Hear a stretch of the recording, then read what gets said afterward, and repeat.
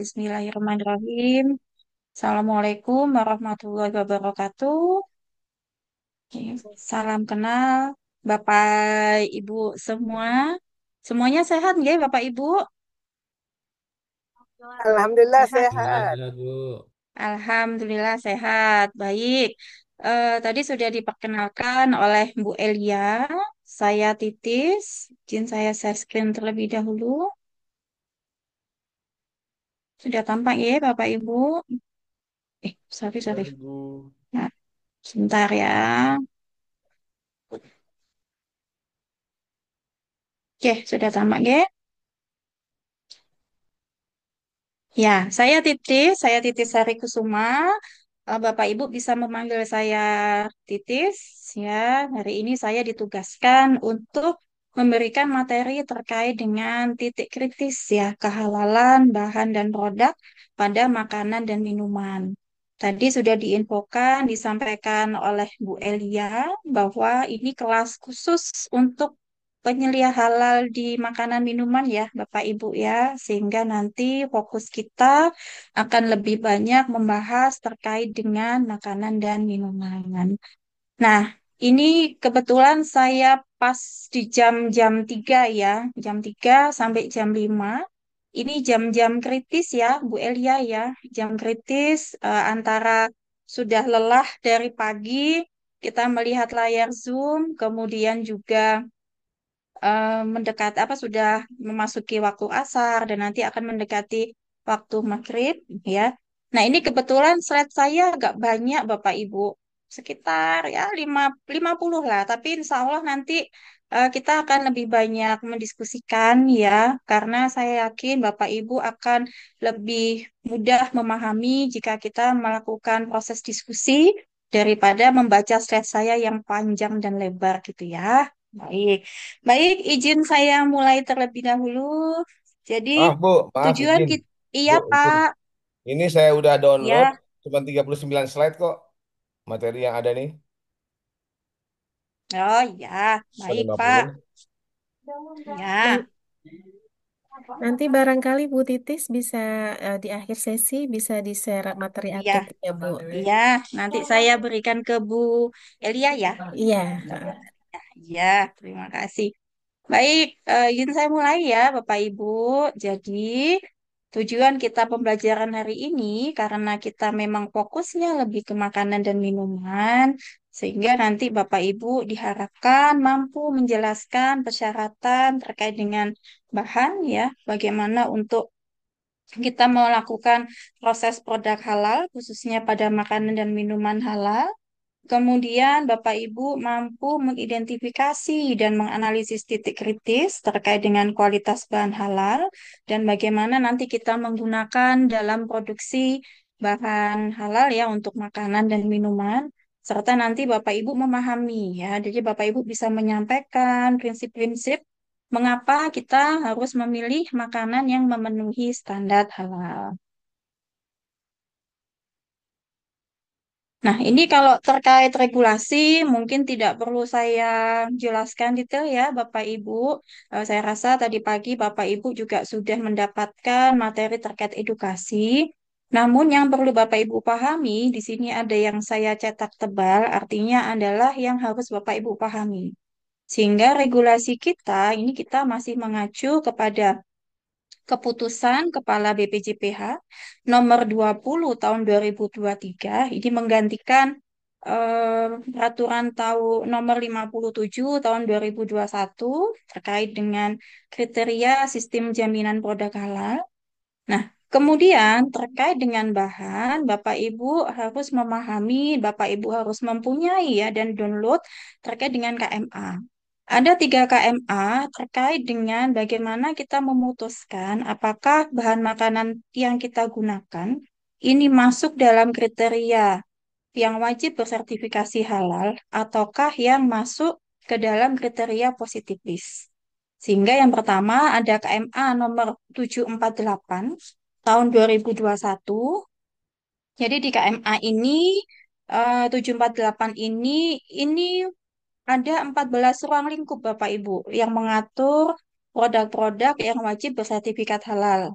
Jadi mulai makanan, minuman, obat, kosmetik, ya, kimiawi, biologi, kemudian produk rekayasa genetika, bahan gunaan, kemudian ada jasa penyembelihan, kemudian ada jasa pengolahan, ya, kemudian ada jasa penyimpanan, jasa pengemasan, jasa distribusi, jasa penjualan, dan jasa penyajian. Nah, kemudian ada perubahan terkait dengan KMA 748 ini menjadi KMA 944. Nah, dengan adanya perubahan bukan berarti yang 748 tidak berlaku, masih berlaku. Karena di KMA nomor 944 ini lebih banyak membahas terkait dengan bahan atau produk yang wajib sertifikasi halal, khususnya hanya untuk makanan dan minuman. Ya, ini lebih tebal Bapak Ibu. Jadi kalau 748 tadi kita ya sekitar 180 halaman ya. Kalau KMA 944 ini bisa sampai hampir satu rim. Jadi 480 sekian halaman yang memang harus Bapak Ibu punyai ya apabila nanti Bapak Ibu menjadi penyelia halal. Nah, kemudian ada juga yang wajib maaf, ada juga bahan yang dikecualikan dari kewajiban sertifikasi halal. Ini nomor 1360 tahun 2021. Sini mengatur bahwa bahan-bahan yang boleh kita gunakan tanpa perlu adanya sertifikasi halal. Ya, jadi tanpa perlu sertifikat halal, tanpa perlu COE ya, tanpa perlu MSDS, tetapi memang jelas ada bunyinya gitu ya. Nanti Bapak Ibu bisa mencermati di KMA ini nggak tebal ke Bapak Ibu, tipis sekali, hanya sekitar 90 halaman ya.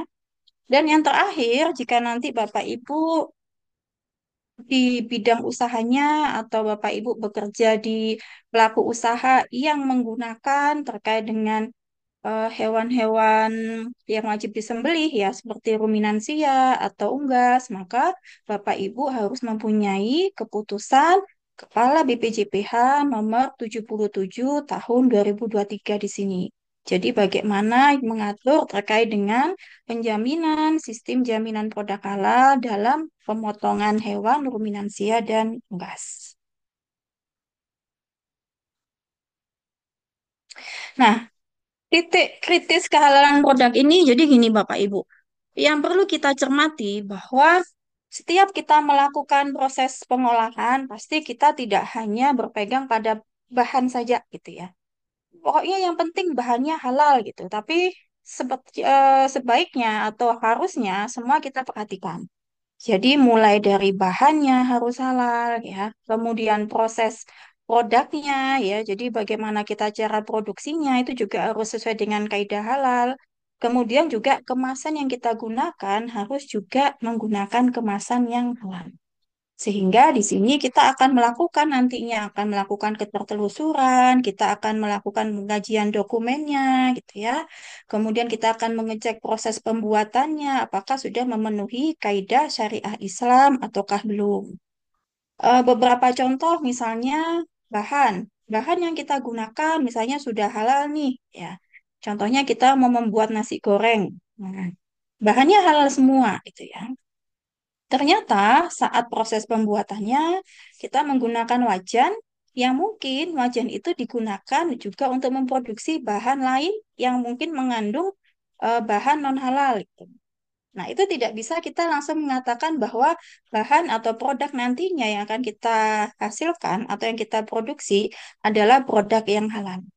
Sehingga saat kita mengkaji terkait dengan kehalalan itu tidak hanya pada bahan, tapi juga prosesnya dan produknya. Ya, namun memang utamanya yang harus kita perhatikan terlebih dahulu adalah bahan. Jadi semua bahan yang kita gunakan, semua bahan yang kita tuliskan di standar resep kita, kemudian semua bahan yang kita beli harus kita pastikan kehalalannya. Ya, apakah masuk ke dalam bahan yang wajib bersertifikasi halal, ataukah masuk ke dalam kategori bahan yang dikecualikan dari sertifikasi halal? Semuanya harus kita data, kita harus punya dokumennya. Nah, dokumennya apa saja ya, gitu ya. Nah, dokumennya tentunya harus ada sertifikat halalnya, gitu ya. Sertifikat halal itu wajib, ya. Kemudian mungkin ada hasil labnya, ya. Ada MSDS-nya, kemudian ada COE-nya, gitu ya. Kemudian ada diagram alirnya, ya. Kemudian juga ada invoice atau bukti pembelian, bukti pemesanan, gitu ya.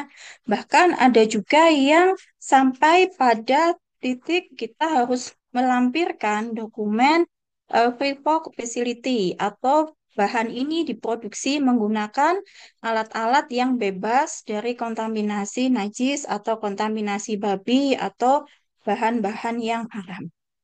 Ya, jadi Bapak Ibu memang di bahan ini diperlukan ketertelusuran ya yang detail ya asalnya dari mana gitu ya. Kemudian siapa suppliernya, asal negaranya ya, kemudian nomor sertifikasi halalnya. Gitu ya.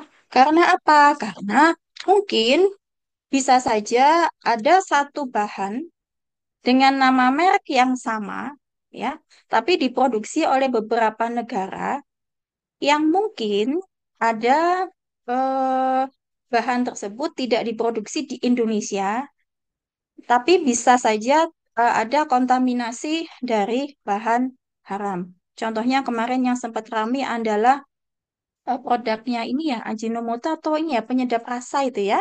Nah, itu kan banyak sekali viral penyedap rasa-rasa babi dan sebagainya itu ya. Nah, ternyata setelah kita telusuri itu tidak diproduksi di Indonesia, tapi diproduksi di Thailand. Nah, kenapa kok bisa masuk sampai ke Indonesia? Ternyata ada yang menjual di marketplace. Nah, itulah intinya Bapak Ibu melakukan ketertelusuran terhadap bahan yang akan Bapak Ibu beli. Gitu ya. Nah, kemudian terkait dengan bahan. Nah, jenis-jenis bahan nah, ini nanti Bapak Ibu akan diminta ini untuk mengidentifikasi ya. Bahan-bahan apa saja sih yang akan saya gunakan saat untuk memproduksi makanan ya. Semakin banyak produk yang kita hasilkan, bisa saja semakin banyak bahan yang kita butuhkan. Tapi kalau misalnya produknya hanya satu atau dua gitu ya, maka bahannya tidak perlu banyak, akan mudah kita melakukan ketertelusuran. Nah, akan menjadi banyak jika Bapak Ibu misalnya di bidang usaha catering ya, atau Bapak Ibu di bidang usahanya di Horeca ya, di hotel, restoran, catering ya. Tentunya bahan-bahannya akan lebih banyak dibandingkan jika Bapak Ibu misalnya bekerja di bidang usahanya membuat roti tawar aja. Itu kan bahannya hanya sedikit. Nah, untuk jenis bahan, kita ada klasifikasi nih. Ada bahan baku, olahan, tambahan, kemudian ada bahan penolong. Nah, sumbernya dari mana? Nah, sumbernya banyak Bapak Ibu. Ada yang kita dapatkan dari hewan. Jadi ada ayam, ada sapi, ya. Kemudian ada kambing, bebek, mentok, burung dara. Itu kan masuk hewan ya. Nah, kemudian ada ikan, ya. Kemudian ada produk hewan, misalnya ada susu, ada telur, ada madu. Itu adalah sumber bahan dari hewan. Kemudian ada tumbuhan, ada sayur, buah, ya. Kemudian ada bahan kimia. Kemudian ada yang dari mineral, tambang, ya. Kemudian ada juga yang dari mikroba, dari rekayasa genetika, produk biologi, dan bahkan ada beberapa produk yang mungkin menggunakan sebagian atau dari manusia. Misalnya ada menggunakan rambut, misalnya menggunakan plasenta ya. Nah, kalau rambut ini biasanya karena di rambut itu tinggi sekali kandungan sisteinnya, maka kadang digunakan sebagai campuran saat membuat tepung terigu. Supaya apa? Supaya meningkatkan kadar asam aminnya. Nah, ini jenis bahan Bapak Ibu. Nah, bahan ini ada bahan baku nih. Mudahnya seperti ini. Bahan baku itu adalah bahan kalau bahan itu tidak ada, maka proses produksi nggak bisa jalan. Nah, artinya dia menjadi bahan utama. Contoh, kita mau membuat roti tawar. Nah, roti tawar itu kan bahan utamanya kan hanya empat sebetulnya Bapak Ibu. Ada tepung terigu, kemudian ada ragi, ada garam, sama ada air. Empat ini. Kemudian tepung terigunya nggak ada, kita nggak bisa bikin roti tawar. Nah, raginya nggak ada, kita juga nggak bisa bikin tepung tawar, apa bikin roti tawar. Ya, begitu juga jika tidak ada garam dan juga tidak ada air. Itu bahan baku. Nah, kemudian ada yang kita sebut sebagai bahan olahan. Jadi kalau bahan olahan itu adalah bahan yang telah melalui proses pengolahan sebelum digunakan dalam proses produksi. Contoh yang paling gampang, garam. Nah, garam kalau kita lihat itu sebetulnya masuk ke dalam bahan yang tidak wajib sertifikat halal karena merupakan bahan tambang yang langsung didapatkan dari laut. Jadi bentuknya kan masih yang bentuk kristal itu ya Bapak Ibu ya, yang warnanya agak ya agak keruh gitu ya. Nah, tapi jika garam itu kita olah menjadi garam beriodium, nah maka garam beriodium inilah yang kita sebut sebagai bahan olahan gitu ya. Nah, kemudian yang ketiga ini ada bahan tambahan. Nah, bahan tambahan ini adalah kalau bahan itu ditambahkan kepada produk atau ditambahkan ke dalam eh, pembuatan produk yang kita tambahkan di bahan baku tadi, nah ini nanti akan ada peningkatan tujuan. Jadi tujuannya mungkin warnanya lebih cantik, rasanya lebih enak, teksturnya lebih lembut, lebih tahan lama, tidak keras, nah sehingga lebih mudah diterima oleh konsumen. Nah, contohnya yang paling mudah tadi, ada roti tadi ya. Roti tadi bahan bakunya kan cuma empat. Ada terigu, ada ragi, ada garam, dan ada air. Nah, sudah jadi itu kita bikin roti, Bapak Ibu. Tapi memang begitu dingin keluar dari oven kita biarkan ya sejam dua jam. Dia teksturnya agak keras jadinya. Digigit agak sulit gitu ya, agak keras. Nah, sehingga apa? Sehingga ditambahkanlah yang bahan-bahan lain yang meningkatkan kualitas. Jadi contohnya kita tambahkan telur, kita tambahkan susu, kita tambahkan mentega, kita tambahkan margarin, atau bahkan kita kasih topping coklat, stroberi, dan sebagainya. Itu bahan tambahan. Nah, kemudian ada bahan penolong. Jadi bahan penolong itu bahan yang digunakan membantu proses produk, tapi tidak menjadi bagian dari komposisi dari produk akhir. Jadi seperti pelarut, katalis, ya, bahan pemurni, enzim, ya, kemudian air yang digunakan untuk mencuci, kemudian kuas misalnya untuk nguasin mentega dan sebagainya. Nah, tapi begini, nanti Bapak Ibu, jika Bapak Ibu mengkaji bahan, ya, nanti kita cermatinya asalnya dari standar resepnya dulu nih, atau dari komposisi pembuatannya dulu nih, gitu. Karena kan standar resep kan pasti ada bahan-bahan yang wajib ada gitu ya. Nah, itulah yang semua akan menjadi bahan baku. Ya. Nah, kemudian kriteria bahan. Nah, ini ada 8 kriteria bahan. Udah yang pertama tadi saya menyampaikan wajib sertifikat halal. Tapi kalau masuk dalam positif list, maka kita tidak perlu ada sertifikat halal.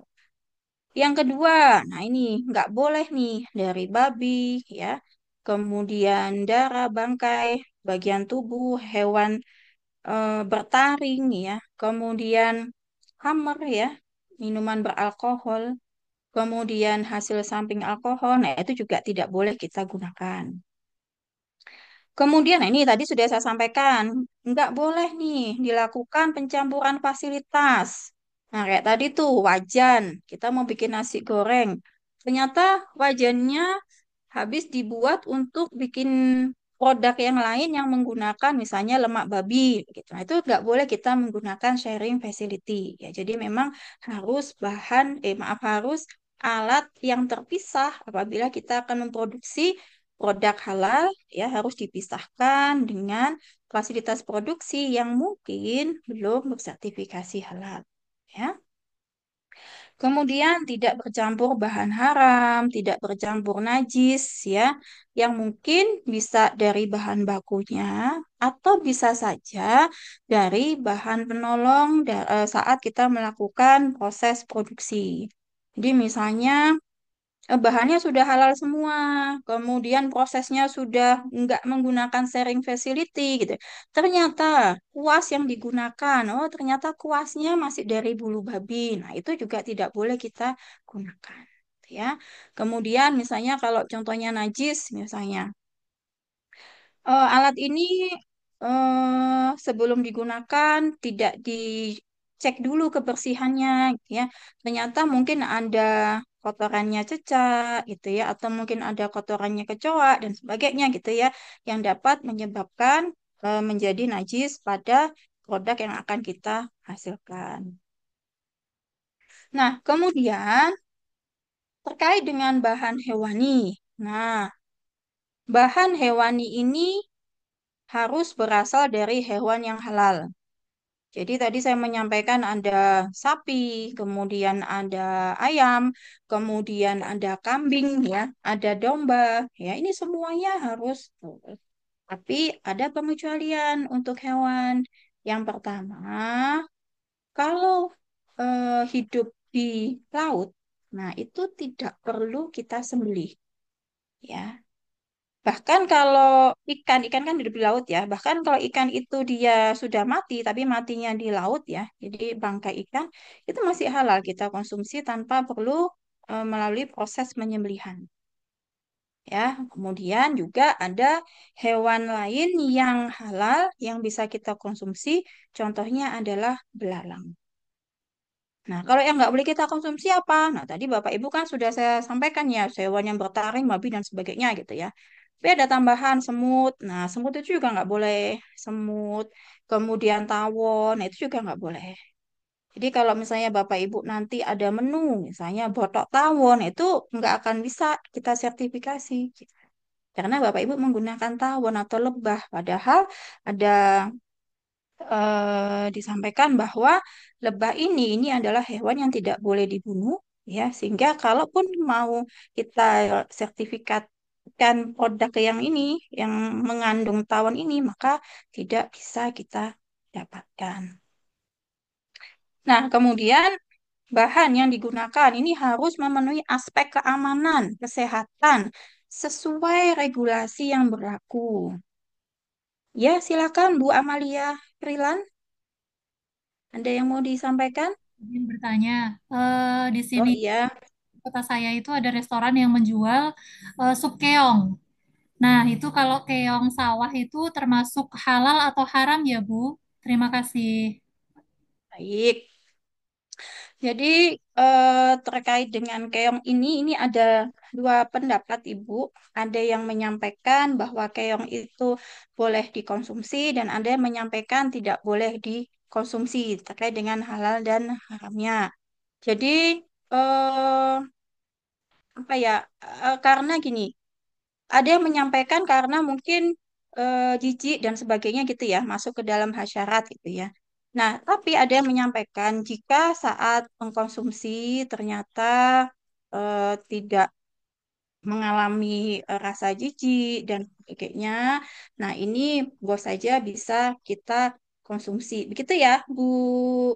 Bu siapa tadi? Bu Amalia ya. Ya, tapi itu Jadi berarti bisa disertifikat halal kan ya, Bu?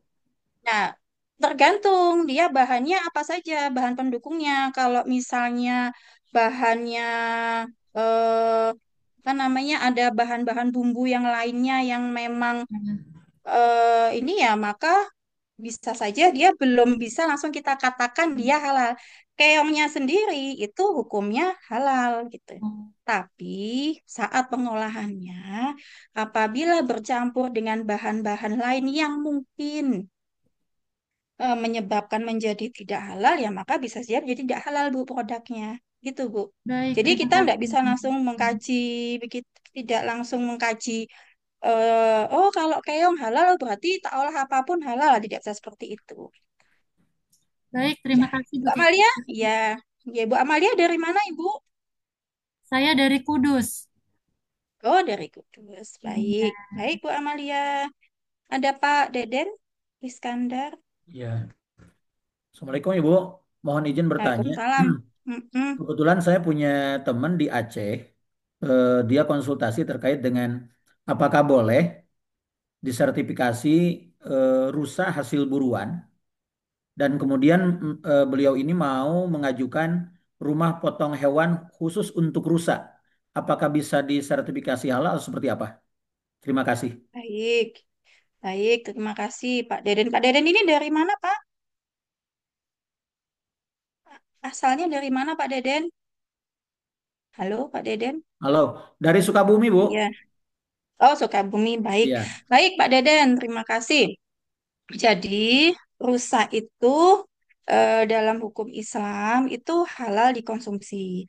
Tetapi nanti kita lihat cara mendapatkannya bagaimana. Kalau cara mendapatkannya kan tadi Bapak menyampaikan diburu gitu ya, diburu gitu. Nah, kalau pada saat diburu, entah itu dipanah, entah itu ditembak pakai senapan, apakah pakai tombak dan sebagainya gitu ya Pak, ternyata mati, maka tidak bisa kita sembelih Pak, atau tidak bisa kita jadikan pangan konsumsi. Kenapa? Karena rusa itu hukumnya menjadi bangkai Pak. Mhm. Kalau hasil Begitu. penangkaran gimana, Bu? Kalau hasil penangkaran ya kalau rusa ini kan memang halal ya Pak ya. Nah ini Ya. monggo saja kalau misalnya mau ada RPH ya, rumah potong Mhm. hewan rusa. Cuman kalau selama ini yang saya tahu kan masih terbatas pada kambing, sapi begitu ya Pak ya. Nah ini Betul. mungkin juga baru bagi saya terkait dengan rusa di sini Pak. Nanti coba akan saya tanyakan, akan saya diskusikan dengan teman-teman yang memang bidangnya di Julehai di sini, apakah memang ada selain di Aceh terkait dengan RPH yang untuk rusa ini Pak Deden. Oke, Tapi terima intinya kasih, Bu. begitu Pak, kalau memang diburu, dia mati saat itu, maka dia jatuhnya menjadi bangkai. Ya. Itu ya Pak. Oke, terima kasih, Bu. Oke, sama-sama. Kemudian ada Pak Munawar. Silakan Pak Munawar. Assalamualaikum Ibu. Waalaikumsalam Pak. Ingin bertanya Ibu, itu kan untuk Silakan. bangkai hewan yang halal itu salah satunya kan belalang gitu ya. Sementara kan belalang Iya. itu Orthoptera gitu ya. Dan spesiesnya banyak sekali, beratus-ratus spesies dari belalang. Termasuk salah satunya jangkrik. Itu termasuk halal Bu ya? Jin. Iya Pak. Terima kasih. Iya. Itu ada Pak di Jawa Tengah itu kan ada ya Pak ya, yang kalau pas musim apa ya Pak, pas musim kemarau ya Pak, itu kan banyak yang nangkepin belalang itu ya. Nah, itu sampai kita menghilangkan kaki, tangannya, kemudian kepalanya, kemudian dibumbuin, tinggal digoreng begitu Pak. Nah ini pernah kami melakukan riset, kami pernah melakukan penelitian Pak untuk membuat tepung dari belalang ini. Memang kadar proteinnya tinggi, Pak, pada belalang ini. Cuman memang sayangnya musim belalang di Jawa Tengah ini kan tidak setiap bulan ada. Jadi memang pada musim-musim tertentu saja. Nah, ini bisa kita prioritaskan ya, atau bisa kita manfaatkan sebagai sumber protein untuk masyarakat setempat. Begitu ya, Pak Munawar. Baik, baik. Terima kasih Ibu. Oke. Ada lagi kah yang raise hand? Bentar, saya lihat yang terlebih dahulu. Nah, Ada oke, mau ada tanya Bu, Pak Syamir ya? Iya. Bapak namanya yang siapa ya, Pak? Maaf. Pak Ismail, Oh, iya, silakan, Pak. ini mengenai kriteria bahan ya. Untuk ini unggas atau sapi atau kambing, misalkan ini pembuayan dari anjing atau babi misalkan, itu ikut mana ini? Gimana, Pak? Maksudnya, Pak, Umpama pembuayan? Maksudnya, suatu ada kejadian ya. Umpama iya. kambing ini dibuai oleh anjing atau kucing. Ah, itu anjing atau babi itu kan jelas-jelas Ah, kritiknya haram dah Bu. Umpama ini iya. kambing meteng, hamil. Iya, Karena hamil. memang misalkan dari babi atau anjing itu dihukumi yang mana? Ikut ibunya atau ikut pembuaian? Ya, eh gini Pak, kalau sepanjang ini saya belum tahu ya Pak ya terkait dengan apakah memang ada berbeda jenis hewan itu bisa saling kawin gitu ya Pak ya. Jadi contohnya kayak Ya. kambing dan anjing saling kawin itu Mm-mm. Mm-mm. saya sampai sekarang belum tahu Pak ya itu hukumnya seperti apa gitu ya. Hanya saja Mm. kalau kita melihat jenis hewannya itu kan berbeda ya Pak. Yang satu hewan Mm-mm. ruminansia, yang satunya kan hewan buas ya. Secara Mm-mm. genetik mungkin berbeda Pak antara genetiknya ruminansia dengan genetiknya yang ada di anjing. Nah, mungkin kalau menurut saya, kalau ada kambing misalnya dibuain oleh anjing, mungkin nggak jadi pembuahan, Pak. Yang jadi malah kambingnya mati, Pak. Karena Tuh. dibunuh sama anjingnya gitu ya, Pak. Tapi mungkin gini, Pak. Mungkin saya nanti akan coba sejauh ini saya lihat ya Pak ya, karena memang Mm. eh kalau kita lihat hukumnya dari mana, ini sepanjang yang saya tahu ya Pak ya, mungkin nanti bisa ditambahkan oleh teman-teman fasilitator ya. Sepanjang yang saya tahu, selama kita tahu asalnya dari mana ya hewan ini asalnya dari mana gitu ya. eh saya rasa kalau berbeda jenis, itu saya rasa tidak akan bisa saling membuai, Pak. Sama kayak kita. Kita manusia ya kita dengan sesama manusia ya, Pak ya. Kecuali kalau memang nantinya ada rekayasa genetika atau misalnya ada pekerjaan di laboratorium yang memang apa ya kayak itu istilahnya kayak cloning dan sebagainya ya. Nah, itu mungkin bisa kita lakukan. Tetapi memang jika hal tersebut dilakukan, ini memang harus ada dokumen resminya, Pak. Karena apa? Karena ini sudah kita melakukan kegiatan yang di apa ya di yang kita lakukan penelitian dan itu harus ada dokumen etik atau persetujuan melakukan penelitiannya gitu Pak. Jadi Mm. kalau ikut bapaknya atau ikut ibunya, nah ini saya rasa kalau kambing tuh kayaknya nggak mungkin dilepas liarkan begitu ya Pak ya. Pasti kan dia ada diternakan dan pasti diternakan bersama dengan sesama kambing. Tidak akan bercampur antara kambing dan babi. Ngaten ya Pak, mungkin kalau jawaban saya kurang berkenan, saya mohon maaf ya Pak. Ya, oke. Ya, baik yang terakhir Bu Erna, sebelum saya lanjutkan ke slide berikutnya, silakan Bu Erna.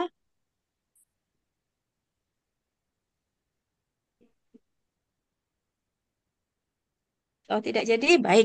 Baik, Bu, saya lanjutkan dulu ya. Oh iya, gimana Bu Erna?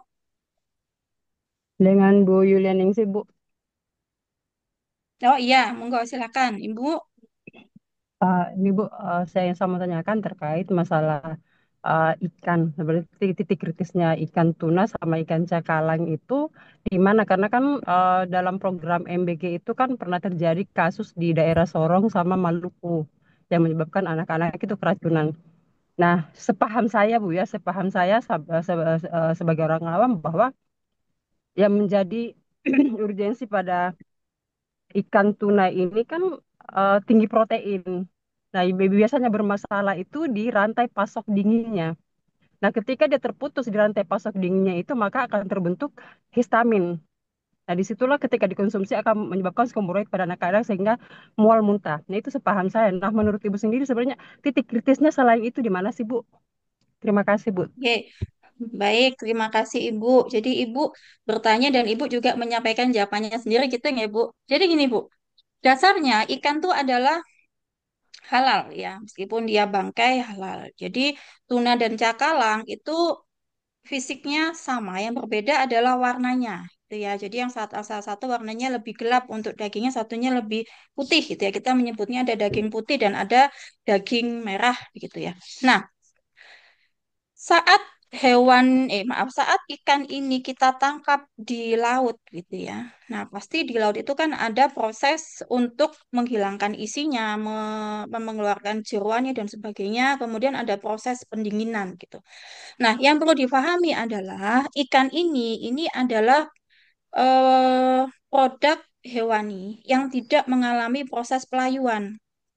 Jadi, saat begitu ditangkap, itu harus segera kita lakukan proses treatment selanjutnya. Entah itu didinginkan pada suhu di bawah minus 10 atau minus 20, benar-benar harus kita bersihkan, kemudian kita bungkus dan sebagainya gitu ya.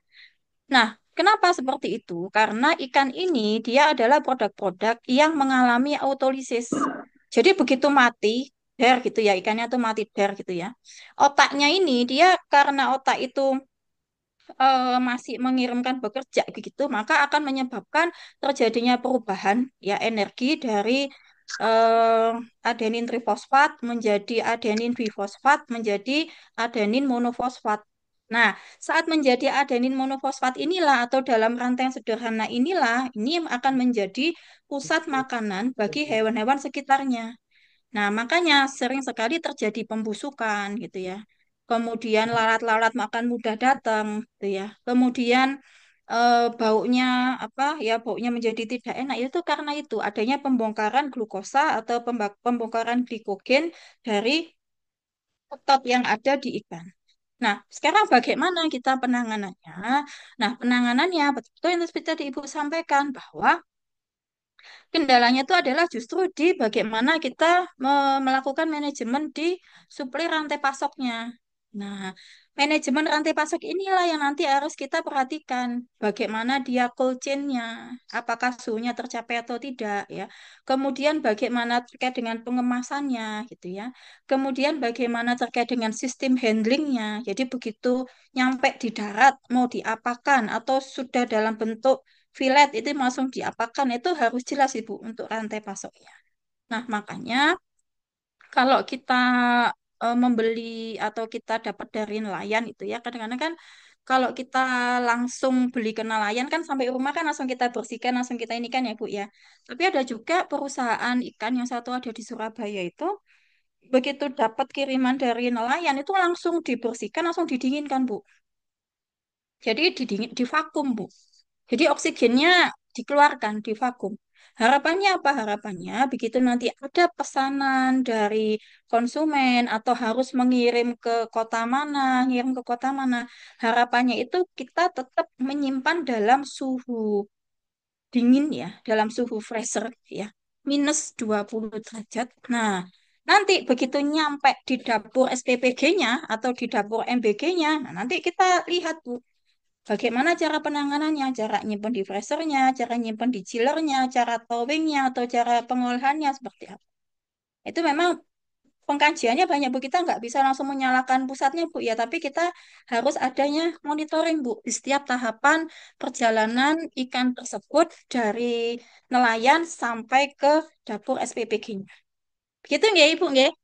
Oke, siap Bu. Untuk proses defrostingnya Bu, Iya. unfryingnya sendiri itu kira-kira dari saat mau diolah tuh ada butuh waktu berapa lama Bu? Nah, towing sendiri itu ada 3 cara Bu. Towing itu ada 3 cara. Towing yang pertama, kalau ibu eh, ikan itu ibu datang nih dari supplier itu ya. Ikan kita masukkan ke freezer gitu ya. Freezer bentuk apapun nah, bisa kulkas 2 pintu, bisa freezer yang kayak peti box begitu ya, atau misalnya ada ruangan khusus gudang tapi memang khusus untuk freezer. Nah, ada 3 cara towing, Bu. Cara yang pertama, kita naikkan suhunya. Yang pertama adalah kita masukkan ke chiller. Jadi kalau ibu punya kulkas 2 pintu, refrigerator ya, refrigerator 2 pintu atau kulkas 2 pintu, yang atas itu freezer, yang bawah itu chiller Bu. Jadi kalau ibu nyimpen di freezer, misalnya hari ini Senin datang, kemudian hari Rabu nih ada menu olahan ikan gitu ya. Nah hari ini ibu harus nurunkan ke freezer Bu. Kenapa? Karena freezernya itu suhunya maksimal 4 derajat. Jadi kita naikkan pelan-pelan gitu. Itu cara yang pertama. Cara yang Oke. kedua, Kalau Ibu punya microwave, Bu. Nah, microwave itu ada menu yang kita sebut sebagai defrost. Kita defrost, Bu, di situ. Oke. Nah, cara yang ketiga, nah ini terkadang cara yang sering dianut oleh ibu-ibu. Ya, karena mungkin karena takut atau lupanya. Itu dari freezer dikeluarkan, kemudian ditaruh di baskom, dialirin air, Bu, sampai terendam. Pernah nggak, Bu? Nggak seperti itu, nggak? Mana itu jadi dialirin air itu atau direndam dengan air. Nah, cara ini memang terkadang dinilai kurang tepat karena apa? Karena yang pertama boros sumber daya airnya. Kan airnya kan harus terus mengalir gitu ya. Yang Hmm. kedua, nah karena kita cepat apa ya, towingnya cepat ya, justru akan mempercepat terjadinya kerusakan pada strukturnya seratnya pada ikan tadi, Bu. Sehingga terkadang kalau digoreng mungkin agak basah, ya, agak basah, kemudian tidak bisa cantik, tidak bisa, ya bentuknya tidak bisa kokoh. Nah, karena proses towingnya yang kurang tepat itu tadi. Gitu ya, Ibu. Siap, Bu. Siap, Bu. Terima kasih. Ah, ya, terima kasih. Baik, kita lanjutkan dulu ya, Bapak Ibu, ya. Baik, nah ini kriteria yang ketujuh. Nah, ini mungkin kalau Bapak Ibu mungkin eh, saya rasa di sini jarang ya yang bermain di produk mikrobial ya. Jadi ini kalau kita pakai produk mikrobial gitu ya, misalnya kita bikin yogurt, kita bikin kecap, kita bikin tempe, tape, tauco, oncom, itu intinya bahan mikrobial tersebut itu tidak boleh menyebabkan terjadinya infeksi atau intoksikasi. Tidak boleh menyebabkan mual muntah, nggak boleh menyebabkan keracunan, tidak boleh menyebabkan pusing, diare, demam ya pada konsumen yang mengkonsumsinya. Ya, kemudian kalau kita eh, pakai media pertumbuhan itu tidak boleh berasal dari babi dan turunannya. Nah, kemudian kalau ada, nah kita buat nih produk di mana ada pemisahan dari media pertumbuhannya, maka media yang digunakan itu eh, tidak menggunakan media dari babi dan turunannya. Nah, kemudian nanti ada tahapan selanjutnya ya, ada kaidah syar'i, ada tahir syahran yang dicuci pakai air ya, berapa liter ya, 27 puluh itu yang untuk memastikan kesuciannya. Ya. Nah, kemudian yang terakhir terkait dengan pembuatan dengan bahan mikrobial. Nah, ini jika menggunakan metode rekayasa genetika, maka tidak boleh ada disisipi gen babi atau manusia. Jadi dulu kan ada isunya tempe gitu ya, tempe hasil rekayasa genetika itu nggak boleh digunakan karena ada gennya babi dan sebagainya. Gitu ya. Ternyata setelah ditelusuri itu tidak. Nah, jadi memang itulah gunanya kita melakukan ketertelusuran. Nah, kemudian kriteria yang paling Bapak Ibu harus cermati terkait dengan alkohol. Nah, alkohol atau sama dengan etanol ini ya. Nah, dasarnya alkohol itu sama dengan etanol. Jadi dia bahan kimia sebetulnya. Jadi etil alkohol, alkohol murni. Kalau kita lihat di apotek ada yang 70%, 80%, 90%. Mudah menguap, mudah terbakar, tidak berwarna, sering digunakan dalam kehidupan sehari-hari. Kalau pada obat sebagai pelarut, ya. Kemudian kalau di laboratorium, misalnya sebagai desinfektan, misalnya. Kemudian kalau di bidang kesehatan, misalnya kalau Bapak Ibu mau divaksin ya dulu ya, diolesin dulu nih pakai kapas yang ada alkoholnya. Nah, gitu.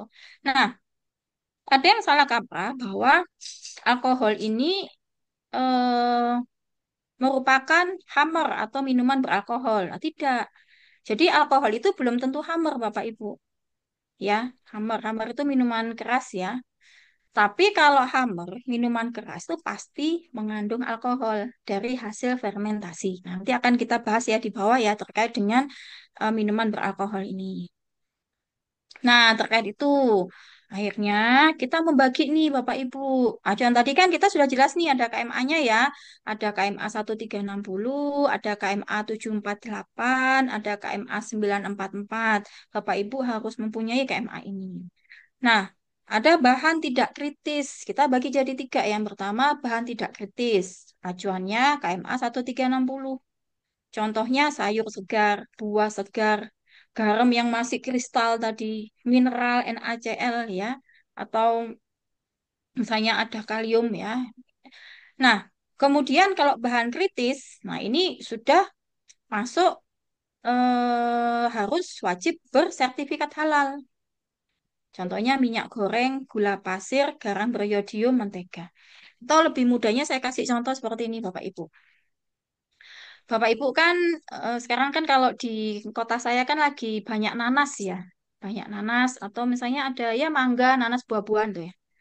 Nah, nanas kalau Bapak Ibu potong, Bapak Ibu kupas, Bapak Ibu cuci, potong, dikonsumsi, maka nanas itu akan menjadi bahan tidak kritis. Kenapa? Ya karena ya cuman kita kupas, kita bersihkan, kita potong langsung kita makan.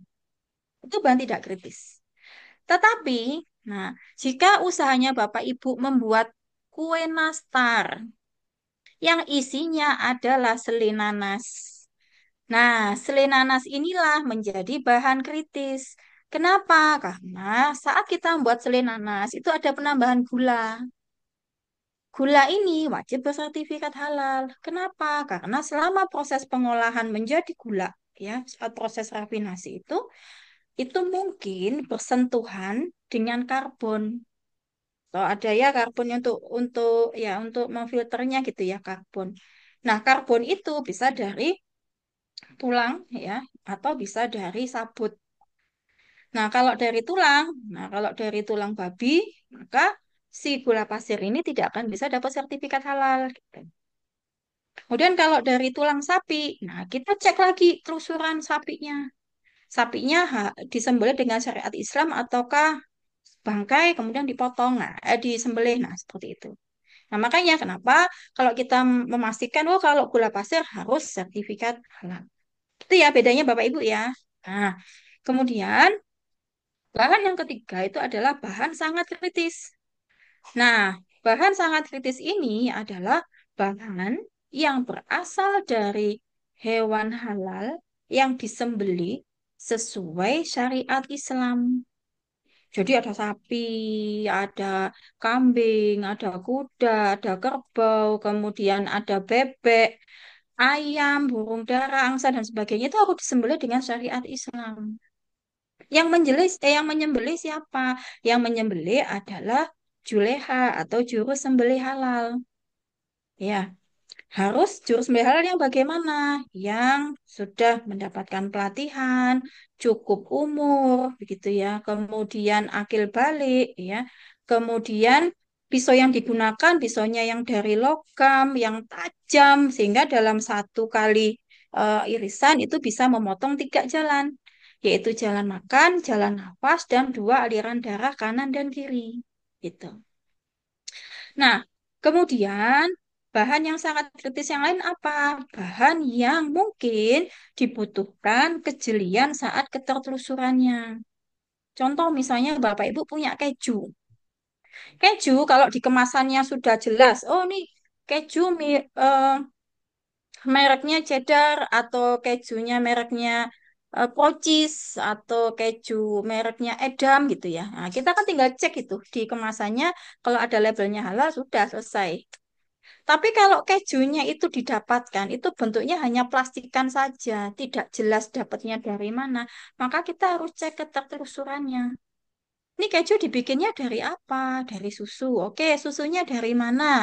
Dari sapi. Oke, sapinya pada saat diperah ambing susunya, sapinya masih hidup ataukah sapinya sudah mati? Nah, bisa saja kan kalau sapinya sudah mati, misal sapinya melahirkan, kemudian dia mati. Nah, karena ambing susunya masih banyak, kemudian apa? Dipanen susunya. Nah, itu juga haram hukumnya. Karena apa? Didapatkan dari eh, bangkai sapi, gitu ya. Oke, nah, baiknya kita akan mendiskusikan dulu nih.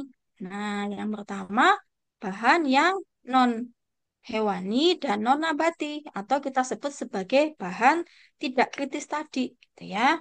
Jadi ada bahan tambang, ya, ada bahan sintetik, ya, kemudian ada bahan campuran. Nah, kalau bahan tambang, nah ini langsung saja tidak kritis, non TK, gitu ya. Jadi kayak tadi NaCl, nah itu dia termasuk non TK. Nah, kalau misalnya sintetik, nah, sintetik itu ada dua, Bapak Ibu. Ada sintetik yang organik dan ada sintetik yang non-organik. Bedanya apa? Kalau sintetik organik itu ada senyawa C-nya atau senyawa karbonnya. Jadi ada senyawa utamanya. Contohnya seperti aspartam, ada sakarin, ada asam sorbat, yes, ada tartasin ya. Itu dia ada atom C-nya gitu, organik. Nah, kita cek, itu masuk dalam titik kritis. Kita cek, kenapa? Kita cek cara pembuatannya gimana untuk membuat aspartam tadi. Ada enzim kah atau tidak? Ada katalis kah atau tidak? Kalau enzim, apakah ada enzim dari bahan haram ataukah tidak? Nah, kemudian kalau non-organik. Nah, non-organik itu dia tidak memiliki rantai karbon utama. Contohnya seperti natrium bikarbonat atau ngembang nggak Bapak Ibu bikin roti ya biskuit kue kering itu ya. Nah kalau misalnya langsung pakai natrium bikarbonat yang murni, nah itu yang tanpa bahan penolong artinya tidak pakai anti caking dan sebagainya, nah dia akan masuk tidak kritis. Tapi kalau Bapak Ibu menggunakan natrium bikarbonat yang sudah kemasan gitu ya, ternyata natrium bikarbonatnya itu ada label halalnya, berarti dia ada tambahan anti caking atau ada tambahan anti gumpalnya. Nah, itu harus ada bukti data dukungnya, sertifikat halal atau dia termasuk di dalam titik kritis. Sehingga perlu kita kaji dulu nih prosedurnya, apa penetapan status bahannya, apakah halal ataukah tidak, ya. Nah, ini ada bahan hewani. Ya, jadi kalau bahan hewani ini tadi saya sampaikan ada ikan ya, ikan, susu, telur itu halal ya Bapak Ibu. Tetapi rata-rata dari kita, hampir semua penduduk Indonesia itu jarang sekali mengkonsumsi ikan dalam mentah. Tapi kalau misalnya ikan, Bu, saya makan ikan, saya rebus aja. Nah, kan kita pasti akan tanya tuh, pakai garam enggak? Enggak, Bu. Pakai gula enggak? Enggak, Bu. Pakai MSG enggak? Enggak, Bu. Pokoknya murni ikan tuna, saya fillet, saya rebus. Udah cukup itu masuk ke dalam positive list.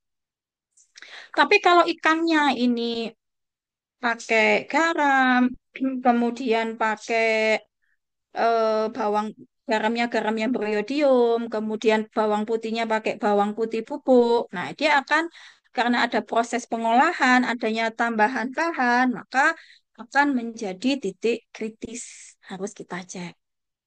Sama juga kalau kita susu. Kita kalau susu kan pasti kita olah ya, Bu ya. Harus kita olah, ada proses pasteurisasi, ada proses UHT. Ya, kalau misalnya susu itu hanya kita panaskan, langsung kita konsumsi saja, dia akan menjadi positif list.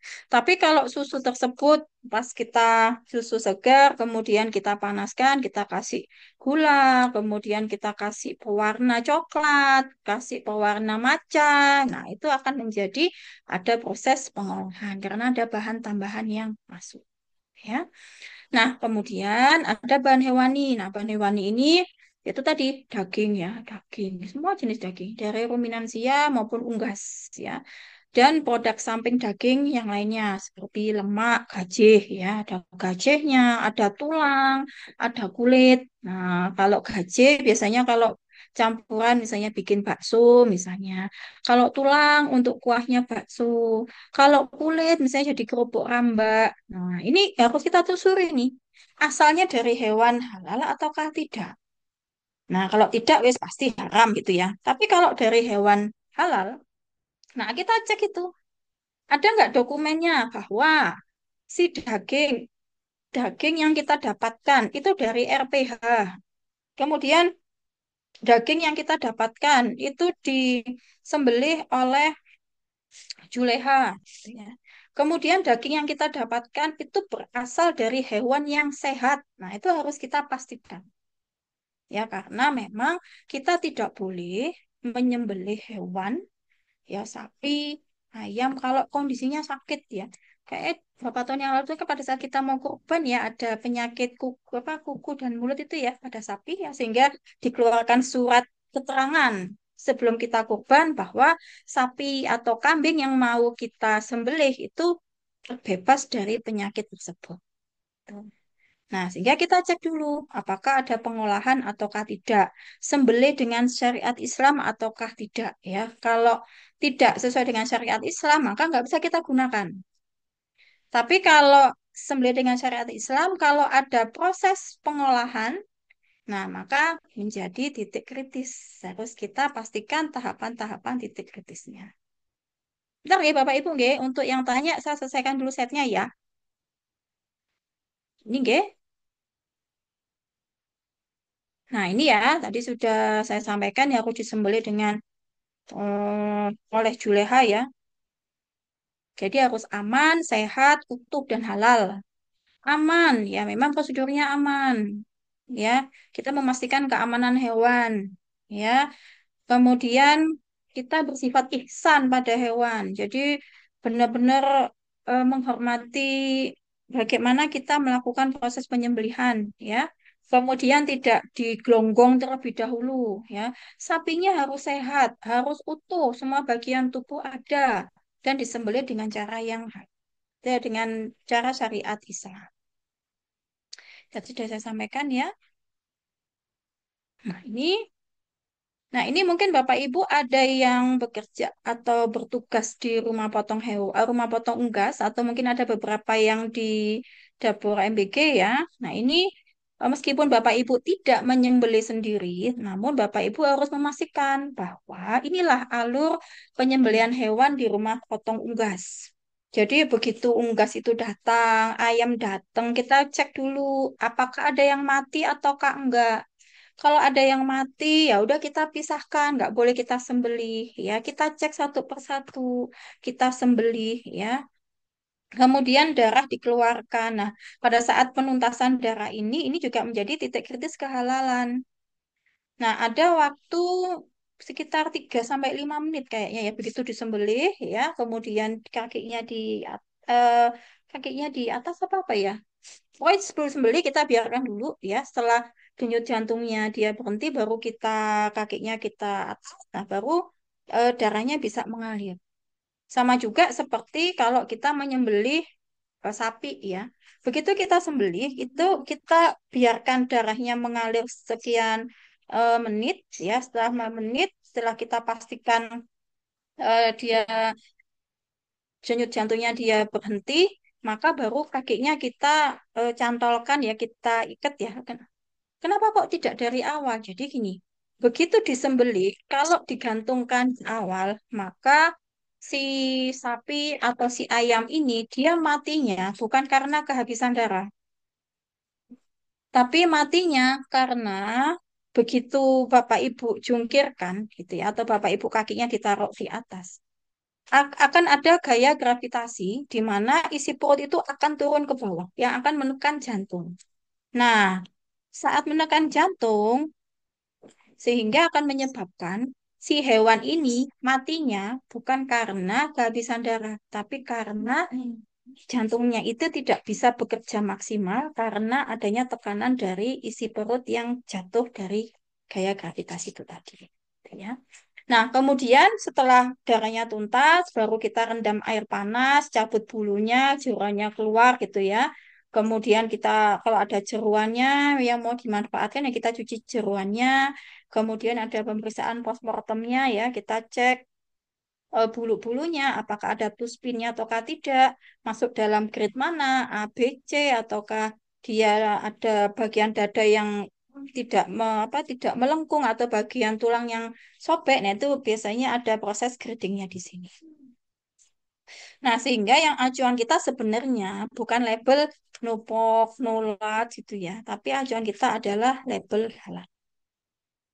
Nah, sehingga dokumen dukung untuk produk hewani ini ya, ini sertifikasi halal wajib hukumnya ya. Kemudian ada surat keterangan sehat ya. Kemudian ada tanggal penyembelihan, ada surat keterangan kapan disembelihnya. Biasanya akan dikeluarkan ya.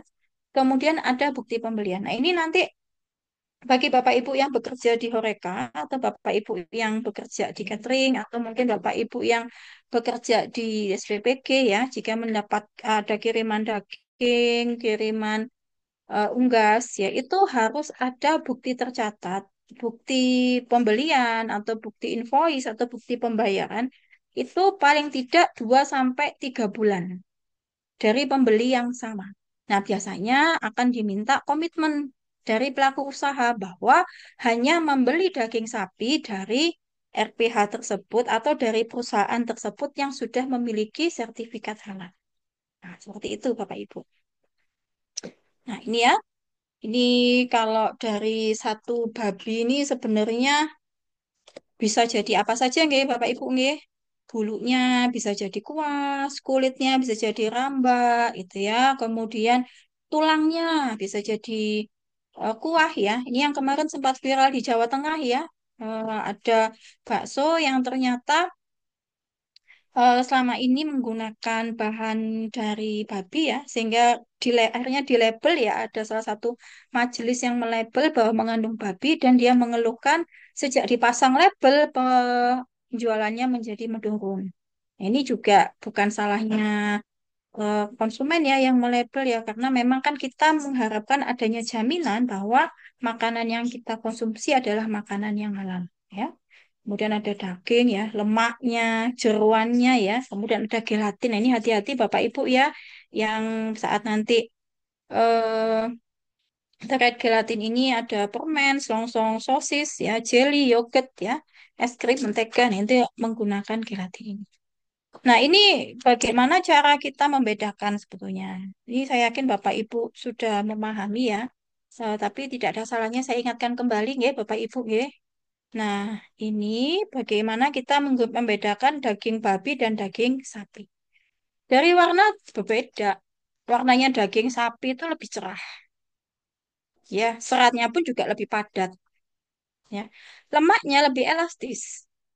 Jadi kalau kita lihat itu lemaknya ada di bagian atas ya, ada di tengah ya. Kita ada lemak yang istilahnya kalau kita lihat bulir-bulir lemaknya itu ada di. Nah, kalau kita lihat ini kan bulir-bulir lemaknya ada di antara daging ya. Nah, dan ini sulit untuk dipisahkan. Nah, kalau lemaknya babi itu dia lebih tebal. Dan ini warnanya lebih pucat. Nah, seratnya ini sama, tidak sejelas pada serat pada daging sapi.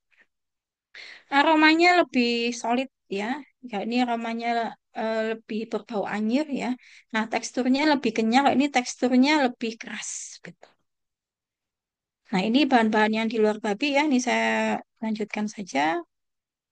Nah, kemudian tadi saya sempat menyampaikan bangkai itu nggak boleh. Kenapa? Karena kalau kita punya hewan mati bukan karena disembelih. Nah, kalau kita apa namanya sembelih lehernya ya, itu darahnya nggak bisa ngalir Bapak Ibu, nggak bisa keluar karena apa? Jantungnya sudah berhenti. Jadi jantungnya tuh nggak bisa mompa darahnya itu keluar. Jadi darahnya itu akan mengendap di dalam tubuh. Nah, karena darah yang mengendap dalam tubuh ini menjadi makanan bagi bakteri, bagi kuman ya. Kalau kita mengkonsumsi akan menjadi hal yang berbahaya gitu. Nah, bisa juga ada infeksi dari Bacillus anthracis. Jadi yang menyebabkan ya mungkin apa namanya bibit penyakit itu akan masuk ke dalam tubuh manusia gitu ya. Tuh. Nah, kemudian juga ini ada darah haram dikonsumsi. Nah, ini ada beberapa wilayah tertentu yang masih mengumpulkan darah ayam gitu ya, atau dadeh begitu. Nah, itu juga haram untuk dikonsumsi Bapak Ibu. Karena di dalam darah itu mengandung Ca12 ya, yang dia sifatnya akan membekukan isi perut kita. Nah, kalau membekukan, maka gangguan-gangguan dalam tubuh kita akan menyebabkan kerusakan sistem peredaran darah, sistem pernafasan, pembuluh darah, dan saraf kita. Ya. Nah, ini gelatin ya, tadi yang gelatin itu harus kita pastikan kehalalannya. Jadi gelatin itu adanya di hewan. Jadi kalau sumber kolagen gitu ya, kalau bagi bapak ibu, ibu-ibu itu meminum serbuk kolagen. Nah, ini sebenarnya diekstrak dari hewan ya. Jadi diekstrak dari kulitnya, dari tulangnya, dan tulang rawan. Kenapa kok dari tulang ya? Karena memang kolagen itu dia merupakan jaringan ikat yang fungsinya memang melekatkan antara daging kita ke tulang kita. Itu salah satu fungsi kolagen. Nah, ternyata dia mempunyai fungsi untuk bisa sebagai pembentuk gel, sebagai pengental. Karena kan kalau Bapak Ibu misalnya masak soto daging atau misalnya Bapak Ibu masak rawon gitu ya. Nah, begitu agak dingin kan kuahnya agak mengental gitu ya. Nah, itu karena adanya kolagen itu tadi. Nah, itulah yang dimanfaatkan oleh industri untuk pembuatan produk seperti pembuatan marshmallow, pembuatan jelly, pembuatan permen. Gitu. Itu adalah fungsi dari kolagen. Ya. Nah, kemudian ini ada titik kritis pada keju. Nah, tadi sudah saya sampaikan, keju ini harus jelas ini ketertelusurannya. Kenapa? Karena pada saat kita membuat keju, ini kita membutuhkan enzim rennet. Nah, rennet ini, enzim ini asalnya dari hewan, tumbuhan, atau mikroorganisme. Jadi kalau misalnya Bapak Ibu mungkin dulu pernah pernah dapat cerita atau misalnya Bapak Ibu melihat televisi, melihat YouTube, melihat National Geography ya, ada beberapa eh, apa namanya? Dokumenter pembuatan keju yang dimasukkan ke dalam lambungnya babi, tidak masukkan ke dalam lambungnya sapi, domba, ya karena memang itu untuk memanfaatkan dari enzim rennet itu secara alami, gitu. Nah, meskipun ada beberapa yang secara nabati juga sudah ada. Jadi yang berasal dari tumbuhan. Nah, inilah yang sering digunakan oleh produk-produk keju lokal ya yang beredar di Indonesia. Nah, kemudian titik kritis pada produk yang lain, misalnya pada bakso. Nah, bakso, kemudian kalau kita bikin sosis, bakso gitu ya. Baksonya, dagingnya sendiri ini kan halal sebetulnya. Tapi kalau kita ada tambahan MSG, ya, kemudian kita ada tambahan, ada ragi, ada bubuk putih telur dan sebagainya, ya maka produk yang dari hewani ini, asal hewani ini, dia akan menjadi eh, produk atau bahan yang memang harus bersertifikasi halal. Oke. Nah, oke, sebelum saya lanjutkan ke nabati, mungkin ada yang mau ditanyakan. Mungkin ada beberapa yang di kolom chat. Sebentar. Izin tanya, Bu. Oke, monggo Pak. Saya ada Eh, dua nggih pertanyaan nggih. Monggo silakan. Saya nama, memberikan kesempatan dua orang. nama saya Iqbal yang perihal penyembelihan tadi ya.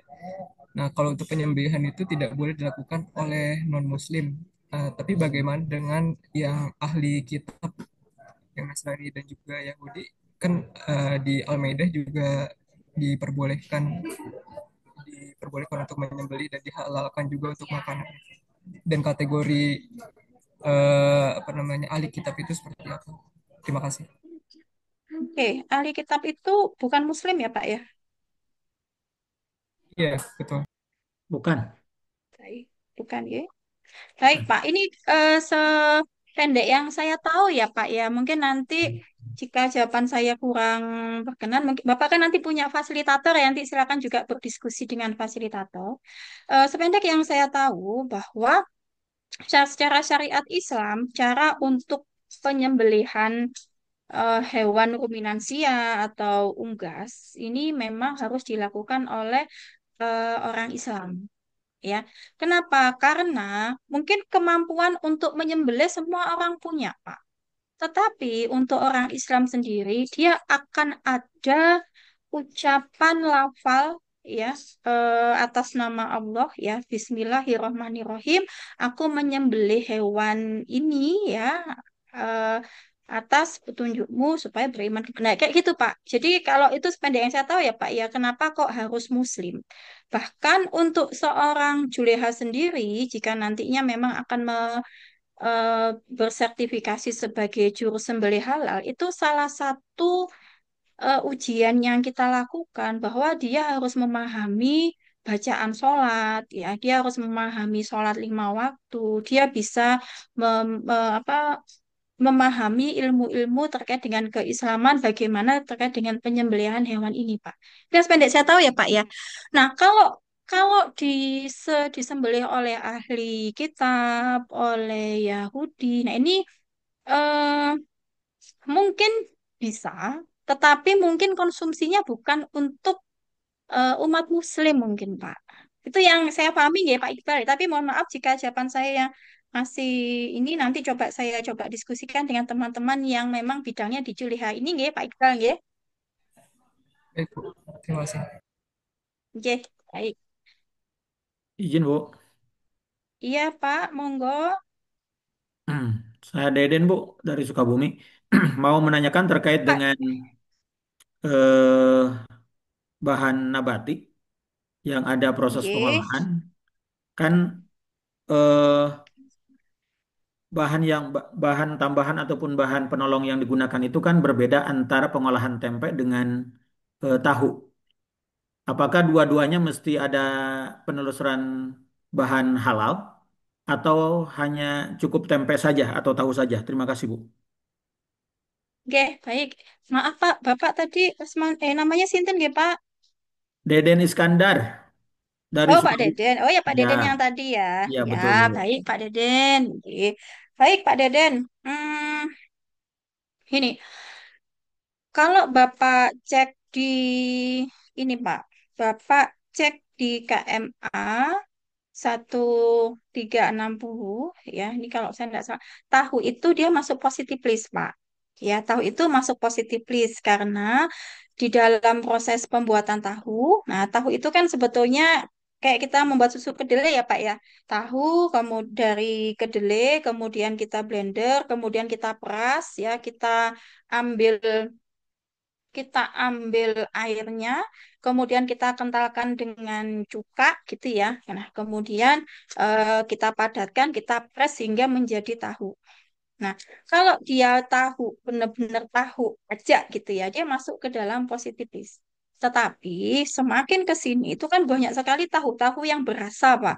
Kayak tahu sutra, kemudian ada tahu kuning ya. Nah, kalau tahu sutra itu kalau seingat saya itu rasanya agak asin gitu, Pak. Itu pasti ada penambahan garam.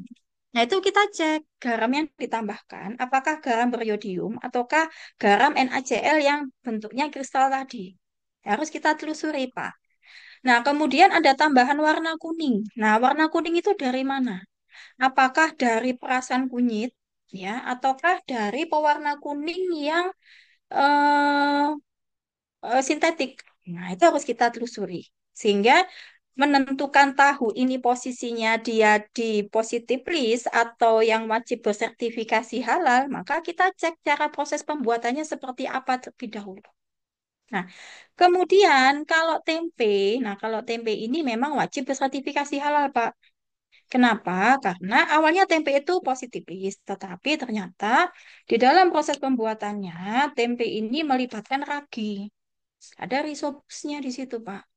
Nah, yang menjadi titik kritisnya adalah raginya itu asalnya dari mana? Apakah ragi yang memang dikembangkan alami ataukah ragi instan? Nah, kalau ragi dikembangkan alami, maka bisa saja dia masuk positif list. Tapi kalau raginya ternyata dikembangkannya, apa ragi instan yang kita gunakan, nah kita harus cek ini ragi instannya itu dia asalnya dari mana? Sudah dapat sertifikasi halal ataukah belum? Gitu Pak Deden. Jadi intinya gini Pak, saat kita menjumpai bahan, ya harus kita harus kita cerna dulu atau harus kita telusuri dulu nih. Bapak jangan langsung percaya, oh ini ada tahu gitu ya, oh tahu belinya di mana nih? Oh ini belinya tahu keliling, oh ya positif ya. Ternyata nggak bisa seperti itu Pak. Kita telusuri nih, tahunya siapa, produsennya seperti apa. Nah, saat pada tahu yang tadi kita nggak dapat sertifikat halal, maka untuk berjaga-jaga kita minta prosedur cara pembuatan tahu itu seperti apa. Hmm. Apakah pakai cuka, apakah pakai garam, ataukah cukup dipres saja gitu. Sehingga itulah yang meyakinkan kita sebagai penyelia halal, ya yang nantinya dari penyelia halal itu kan yang akan menyusun dokumen JPH-nya. Nah, nanti juga akan meyakinkan auditor halalnya bahwa ini loh tahu yang saya gunakan ini memang tahu yang dia proses pengolahannya tidak terlalu ribet gitu. Tempe pun juga demikian. Gitu ya Pak ya. Oke Nah, Bu, itu makasih. kadang-kadang kalau tempe tuh sampai ditelusuri begini Pak, kalau ini asal kedelainya dari mana gitu. Ya, dari gerobokan atau dari impor, nah itu kan di ini kita cek gitu. Tapi kalau pengusaha tempe kan sebetulnya lebih suka beli yang dari Amerika. Karena apa? Lebih besar-besar bijinya ya Pak ya, daripada Ya. yang dari Jawa Tengah, dari gerobokan itu ya kecil-kecil. Nah, itu kenapa kok kedelai Amerika bisa besar-besar? Nah, karena memang di Amerika itu kan ada musim panas gitu ya. Jadi pada musim panas itu dia panasnya lebih lama, Pak. Nah, karena panasnya lebih lama, proses untuk fotosintesisnya, proses untuk mekarnya itu juga akan lebih optimal dibandingkan dengan kedelai lokal yang kita punya di Indonesia. Gitu nggak, Pak Deden, nggak? Oke, Ya, atur nuhun baik, Bu. baik. Sami-sami, Pak Deden. Baik, eh, saya lanjutkan, nggih. Baik, ini terkait dengan bahan nabati. Nah, ini Bu, bahan izin Bu, yang sebentar Bu. Boleh Bu? Pak, saya lanjutkan dulu ya Pak ya. Saya selesaikan dulu materinya. Oke. Nanti begitu Ya udah, oke. selesai, nanti kita diskusi ya. Saya khawatirnya nanti waktunya kita ini materinya belum tersampaikan semua. Katakan ya Pak? Sepakat ya Pak? Baik, Baik Bu, baik. Baik, siap Bu. Bapak. Nggih. Ini bapak-bapaknya semangat ya, meskipun sudah sore ini, alhamdulillah ya. Eh, kayaknya sudah habis kopi berapa gelas nih bapak-bapak ini. Semangat, Ya semangat. nanti ya Pak Rifki ya. Sebentar ya Satu Pak Rifki. gelas Bu, habis Oh kopi iya, 1 gelas. oh iya, kopinya 1 gelas. Baik. Sebentar ya Pak Munawar. Sabar ya Pak.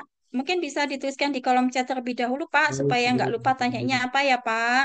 Baik, baik, baik. Oke, saya lanjutkan. Ini tampaknya bapak-bapak antusias ini ya. Baik, kita lanjutkan nih ke bahan nabati. Jadi bahan yang berasal dari tumbuhan. Dari tumbuhan apa saja? Jadi ada kacang-kacangan, ada buah, ada sayur gitu ya. Nah, kemudian ada dari gandum, ya, dari biji-bijian gitu ya. Nah, ada nggak proses pengolahan? Nah, contohnya kayak tadi, saya makan buah nanas langsung. Nah, kalau makan buah nanas langsung, ya wes, berarti nggak ada pengolahan, tidak kritis gitu ya. Kemudian kalau saya bikin selai nanas, nah kalau bikin selai nanas ini pakai produk mikrobial enggak? Nah, ternyata kalau tidak, nah ada lagi pertanyaannya. Ditambahkan produk lain enggak? Ternyata jawabannya iya, ditambahkan gula. Nah, berarti menjadi kritis. Begitu. Nah, kayak tadi ini pertanyaannya Pak Deden. Ada kedelai. Nah, menggunakan mikrobial enggak? Iya, karena kita pakai rhizopus tadi untuk buat tempe. Nah, tempenya itu pakai fermentasi hammer enggak? Nah, kalau tidak, kita masuk ke dalam kritis. Nah, seperti itu, Pak, cara kita penentuan titik kritis untuk nabati. Hampir sama dengan hewani, tetapi kalau titik kritis ini kita lebih, ini ya, Pak, ya, lebih tinggal kita cek ya apakah mikrobial atau tidak, hammer ataukah tidak gitu ya. Nah, karena ternyata kenapa kok pertanyaan hammer ini muncul? Karena saat kita membuat minuman beralkohol, kita membuat hammer. Ya, hammer itu kan dari grape ya, dari wine ya. Wine itu dari anggur. Ada bir. Bir itu dari biji-bijian dari gandum. Ya, makanya warnanya bir itu kan dia lebih kuning. Kalau wine itu warnanya tergantung wine-nya. Ada wine merah, ada wine ungu. Ya, semakin gelap warnanya, semakin semakin sedikit kita minumnya, maka semakin tinggi kadar alkoholnya gitu.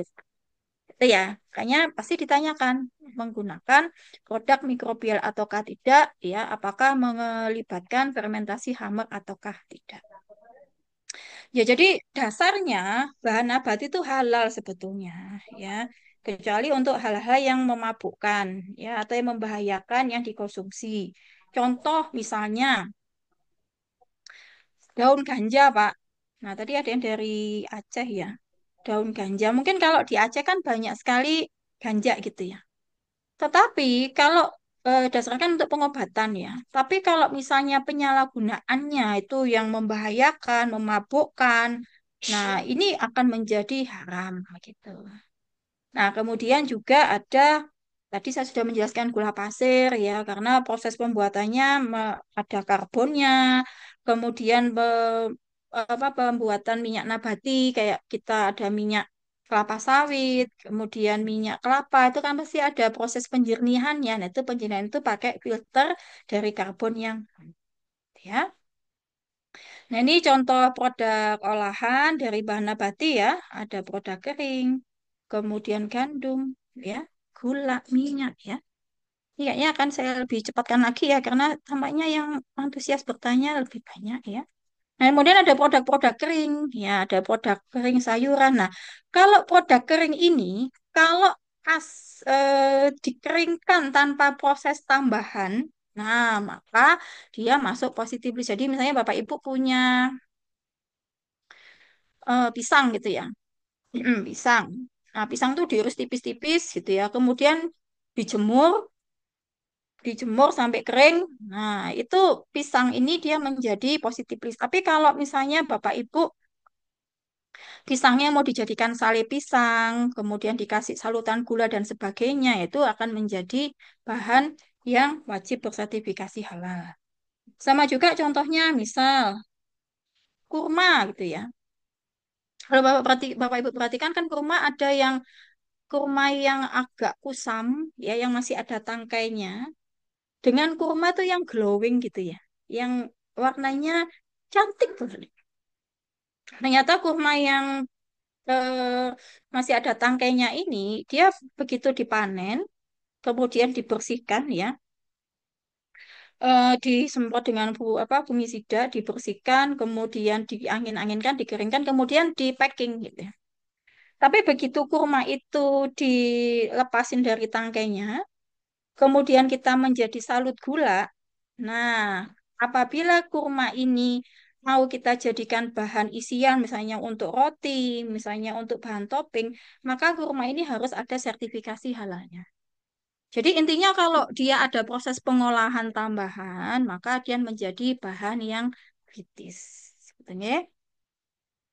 Ini sama juga tepung terigu ya, tepung terigu titik kritisnya kan nggak mungkin gandum aja gitu ya, pasti akan ada tambahan vitamin C, ada tambahan mineral. Nah, cara nambahkannya itu apakah ada proses melibatkan mikrobial ataukah tidak.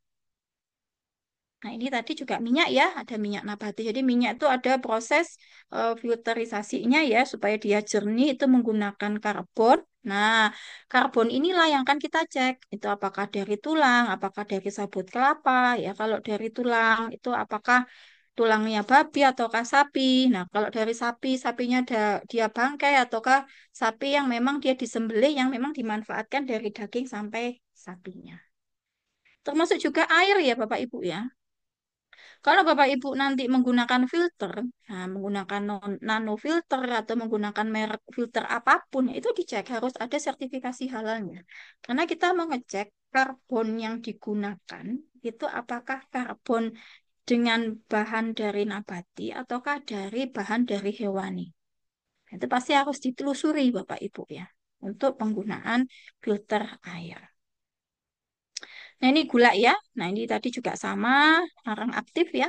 Nah, ini ada arang aktif gula. Jadi kalau tebu ya, kalau kita minum es tebu, tebu itu langsung kita keringkan, gitu ya, apa langsung kita giling, kita minum itu dia menjadi positif list. Tapi begitu bu itu kita giling, kemudian kita saring, kita kristalisasi dan sebagainya, maka gula menjadi gula pasir.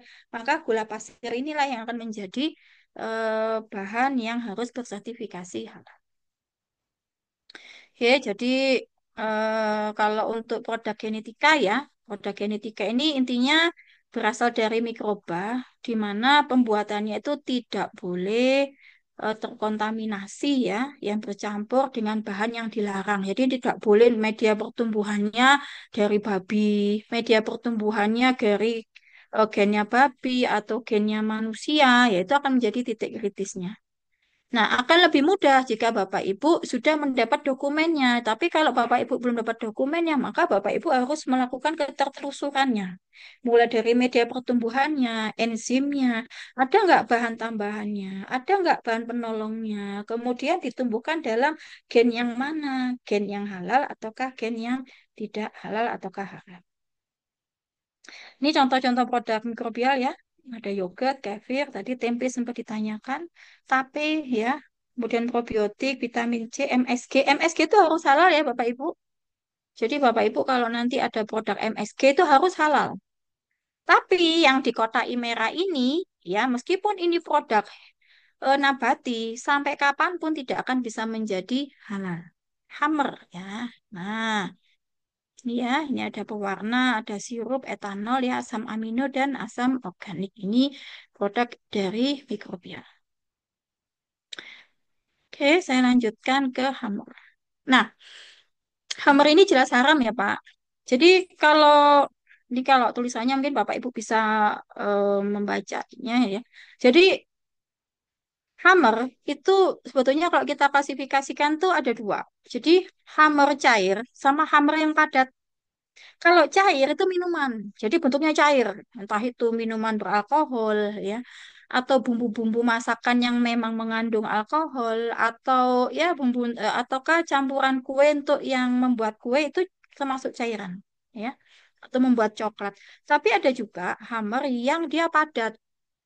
Contohnya kayak tadi ganja, nah, ganja, daun ganja, kemudian ya ada mungkin ada campuran apa ya? Ya kalau yang masih nabati itu masih ganja ya. Kalau kan sudah sintetik ya, ada ekstasi dan sebagainya.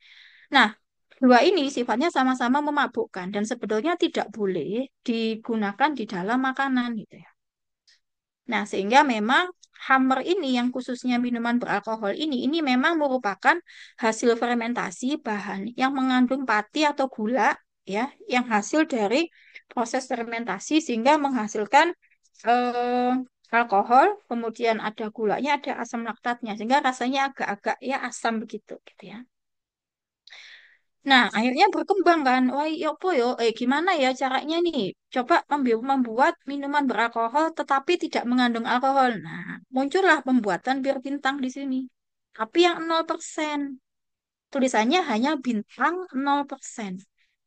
Tapi ternyata setelah ditelusuri, proses pembuatannya sama seperti pembuatan bir bintang pada umumnya. Tapi di akhirnya ini ada tahapan proses penghilangan alkohol. Nah, ini yang tidak diperbolehkan. Yang pertama. Yang kedua, ada penggunaan nama logo yang sama. Ya, jadi kalau misalnya Bapak Ibu nanti ada istilah fresh soju misalnya. Sojunya bukan bukan ini, tapi memang rasanya menyerupai, ya itu juga tidak boleh. Nah, itu nanti yang Bapak Ibu akan melakukan pengecekan ya saat Bapak Ibu akan mengkaji produk yang dihasilkan. Nah, ini minuman beralkohol ini atau hammer ini ada anggur Bali, misalnya ada bahan menggunakan itu ya. Kemudian tua, ada kolesom, ada sake, ada soju ya. Ini masuk ke dalam kategori hammer. Nah, perlu dicermati juga bahwa ternyata ada beberapa produk coklat yang ada campuran wine dalam pembuatan coklatnya. Jadi ada yang dimasukkan red wine, ya, ada yang dimasuk, ada yang coklat pralines, ya, ada yang dark coklat truffle, gitu ya. Kemudian ada cherry cordial. Itu sebenarnya nama-nama yang memasukkan hammer atau minuman beralkohol ini dalam proses pembuatannya. Sehingga nanti apabila Bapak Ibu mendapatkan coklat dari luar negeri atau Bapak Ibu mengkaji ada bahan dari coklat luar negeri, coklat dari Swiss atau dari Jerman atau dari Belanda, coba dicek. Betul dia mencantumkan bahwa bahan yang digunakan hanya menggunakan produk nabati. Oke. Wine ini kan memang dari nabati. Ya, tapi dia tidak mendapatkan sertifikat halalnya. Loh, kenapa? Bisa jadi memang semuanya nabati, tapi mungkin ada campuran dari wine atau campuran dari cherry dan sebagainya itu tadi ya, yang bentuknya minuman beralkohol sehingga dimasukkan saat pembuatan coklat yang dijual di pasaran. Oke ya, jadi intinya etanol itu ini batas akhirnya itu tidak boleh membahayakan secara medis ya. Jadi kandungan maksimalnya 0,5%. Jadi selama tidak membahayakan medis itu bisa kita gunakan. Tetapi kadang ada pertanyaan gini, Bu, tape gitu ya. Tape itu kan produk fermentasi ya. Berarti boleh nggak dikonsumsi? Boleh, Bapak Ibu. Jadi nanti kalau misalnya Bapak Ibu mendampingi pelaku usaha yang pengajuan sertifikasi halal tape, itu boleh kita sertifikasi. Kenapa? Karena proses fermentasi tape itu maksimal 7 hari. Ya, kemudian proses kan tape itu kan ada jadi payem dulu 3 hari, 3 sampai 4 hari ya. Kemudian jadi tape 7 hari gitu ya.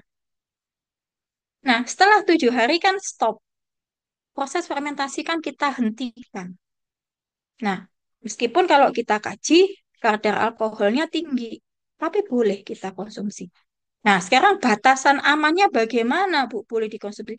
Batasannya adalah kalau kita mengkonsumsi tape selama tidak mengganggu kesehatan, saya tidak menyebabkan kita pusing, tidak menyebabkan kita mual, ya berarti aman sampai batas itu maksudnya. Ya, sama juga kalau Bapak Ibu mengkonsumsi durian. Durian itu kadar alkoholnya tinggi, Bapak Ibu. Kalau kita buka itu kan aromanya enak sekali gitu ya. Itu alkoholnya tinggi, sampai 10 sampai 15% kadar alkohol. Tapi boleh kita konsumsi.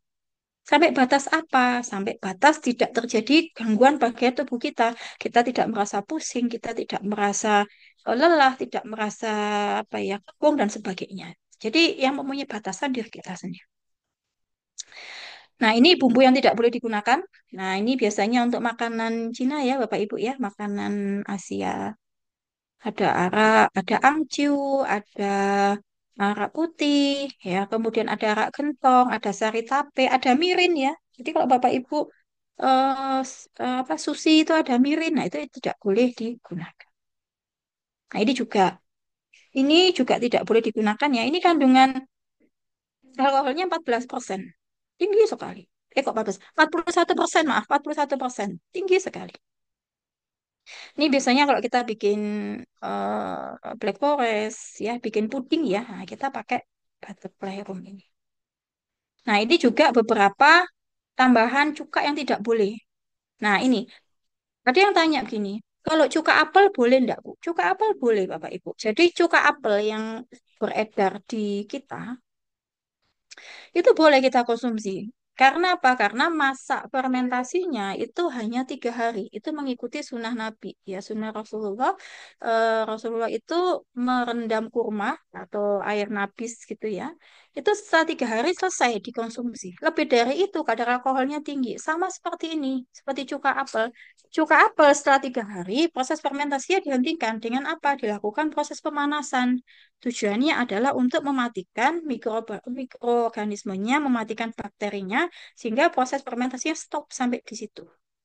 Nah, tapi ada beberapa yang meneruskan. Jadi dari cuka apel itu diteruskan fermentasinya menjadi apel cider vinegar. Nah, proses fermentasi dari cuka inilah yang menyebabkan cuka-cuka di sinilah menjadi tidak boleh dikonsumsi atau tidak boleh ditambahkan di dalam bahan makanan. Oke, ini satu yang terakhir ya. Jadi kesimpulannya memang Bapak Ibu harus memahami dulu. Bahan kritis itu ada 3 ya. Tadi saya sudah menjelaskan KMA-nya. Bapak Ibu harus punya itu KMA 1360 bab terkait dengan bahan yang dikecualikan dari sertifikasi halal atau bahan positif list.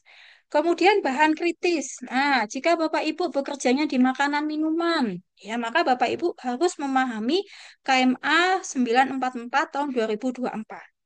Ya, di situ ada hampir 500 halaman yang mengatur sebetulnya bahan-bahan yang saya gunakan itu seperti apa dan harus bagaimana. Itu ada penjelasannya di KMA 944.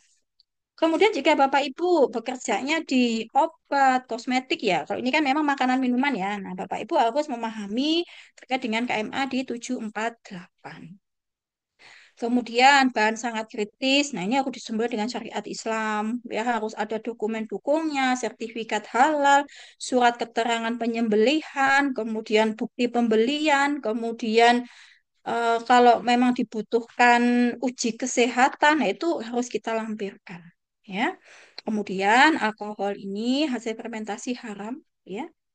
Kemudian selalu mencermati setiap tahapan proses produk halal untuk memastikan titik kritis pembuatan produk yang Bapak Ibu awasi saat nanti Bapak Ibu bekerja di di perusahaan Bapak Ibu masing-masing. Baik, terima kasih. Mungkin itu yang bisa saya sampaikan. Saya stop share dulu. Nanti akan saya kirimkan ke Bu Eli. Udah yang tanya sudah banyak ini. Saya dari mana dulu? Iya, Karena Bu. tadi tidak kelihatan. Siapa dulu yang raise Bu. hand? Mungkin Izin. Bapak Ibu Saya, Bu. bentar Pak, sabar, sabar. Iya, Bapak sabar ya. Tunggu, sabar sebentar, sebentar. eh oke, saya mulai dari yang tampak di layar saya dulu. Ini Pak Munawar ya. Tadi Pak Munawar itu bolak-balik raise hand ya. Monggo silakan Pak Munawar. Izin Ibu, sedikit aja yang bikin saya penasaran. Ini terkait Banyak boleh daripada Pak. proses penyembelihan tadi Bu ya. Itu apakah Buapan. ada ketentuan titik di mana kita menyembelih? Karena hewan itu kan ada yang leher pendek, ada yang leher panjang. Demikian Bu. Terima kasih. Mungkin kalau terkait dengan penyembelihan itu begini Pak. Kalau titiknya saya kurang paham ya Pak ya, karena saya bukan juleha ya. Nah, Hmm. cuman kalau yang saya tahu itu memang ada titik tertentu ya Pak ya. Yang tahu itu sebetulnya kenapa kalau pada saat kita menyembelih hewan itu kita didampingi oleh dokter hewan. Selain untuk Hmm. memeriksa kesehatan hewannya, juga untuk memastikan bahwa hewan itu dalam kondisi siap untuk disembelih. Artinya bukan dalam yang sakit. Nah, yang menyembelih itu adalah julehanya. Nah, untuk titiknya, mungkin eh, kalau sapi itu kayaknya kayak ada sapi dan ayam itu kan kayak ada bagian apa ya, Pak? Tembolak atau apa ya? Itu kayaknya di atasnya segitu deh, Pak. Nah, disitulah akan terkena 3 titik itu tadi, Pak. Jalan nafas, jalan makan, sama 2 aliran darah di situ. Iya. Nah, mungkin Hmm. kalau dulu dulu itu kan sering ada berita yang aneh-aneh gitu ya, Pak ya. Ini ayam disembelih kok masih hidup, tidak mati-mati gitu ya, Pak. Ternyata, nah, yang terpotong itu titiknya kurang tepat titiknya. Sehingga yang terpotong itu hanya saluran nafas, hanya saluran makannya saja kalau nggak salah. Saluran darahnya sama saluran nafasnya belum terpotong. Nah, sehingga disebut sebagai ayam sakti dan sebagainya begitu ya, Pak. Nah, ternyata titik potongnya itu kurang tepat. Nah, kalaupun diulangi lagi itu kayaknya nggak boleh, Pak. Jadi memang harus dalam satu tarikan pisau untuk Oh, menyembelih. Jadi satu tarikan tidak pisau boleh Bu ya. pisau, ya tidak boleh pisaunya tuh diangkat kemudian ditaruh lagi gitu, Pak. Nah, itu sepertinya tidak boleh seperti itu, Pak. Jadi harus dalam satu tarikan. Jadi kalau yang saya pelajari gitu, Mbak. Jadi kan kita nariknya dari depan ke belakang begini. Nah, untuk memastikan kita boleh menganukan ke depan lagi, tapi tanpa mengangkat pisau. Oh, baik, baik. Gitu ya, Pak Munawar ya. Baik, terima kasih Bu. Ya, Bapak. Oke, selanjutnya ke Ibu Hasmawati.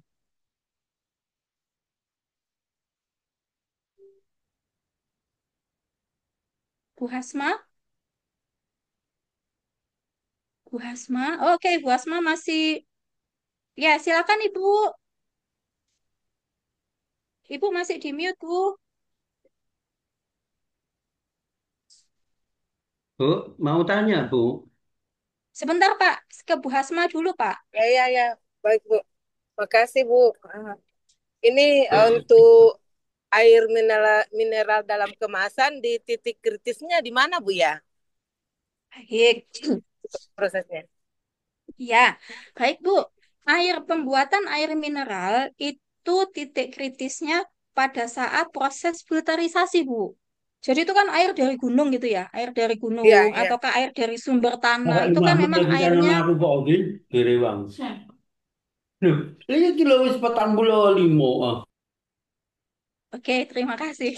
Itu kan airnya masih keruh gitu ya, Bu ya. Dan itu kan ada proses penyaringan, ada proses filterisasi. Nah, penyaringan yang terakhir atau filterisasi yang terakhir itu biasanya menggunakan filter yang bahannya dari karbon, Bu. Nah, titik kritisnya di situ, Bu, di karbonnya. Oh, Karbonnya itu maaf, Bu. apakah dari tulang ataukah dari sabut kelapa, Bu. Ya, baik, Nah, Bu. kalau dari Terus tulang, ini. nah itu nanti kita telusuri tulangnya dari mana. Gitu ya, Bu Asma ya. Nah, ya, Bu, sedikit lagi, Bu. Jadi kalau misalnya saya Baik. mau punya sertifikat halal, berarti filternya itu harus ada sertifikat halalnya itu yang saya pakai ya. Betul. Betul, Oh Bu ya, Asma. ya, baik Bu, makasih. Oke, terima kasih, Bu. Baik, saya pindah ke sebelahnya ada Bu Siti Ahdina. Silakan, Bu. Terima kasih Bu Titi, sangat-sangat bermanfaat sekali materinya dan terus terang kepala saya sangat penuh dengan pertanyaan dalam artian ini kalau begini gimana, kalau gitu gimana. Jadi saya nanya teoritis sih Bu ya.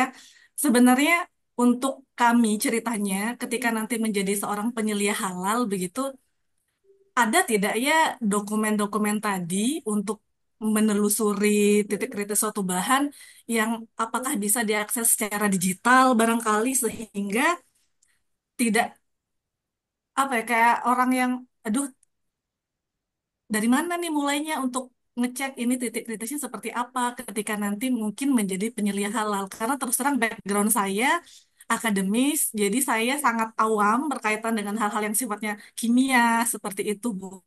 Mohon saran, G. Terima Oke, kasih. baik. Terima kasih, Bu Siti Ahdina. Baik.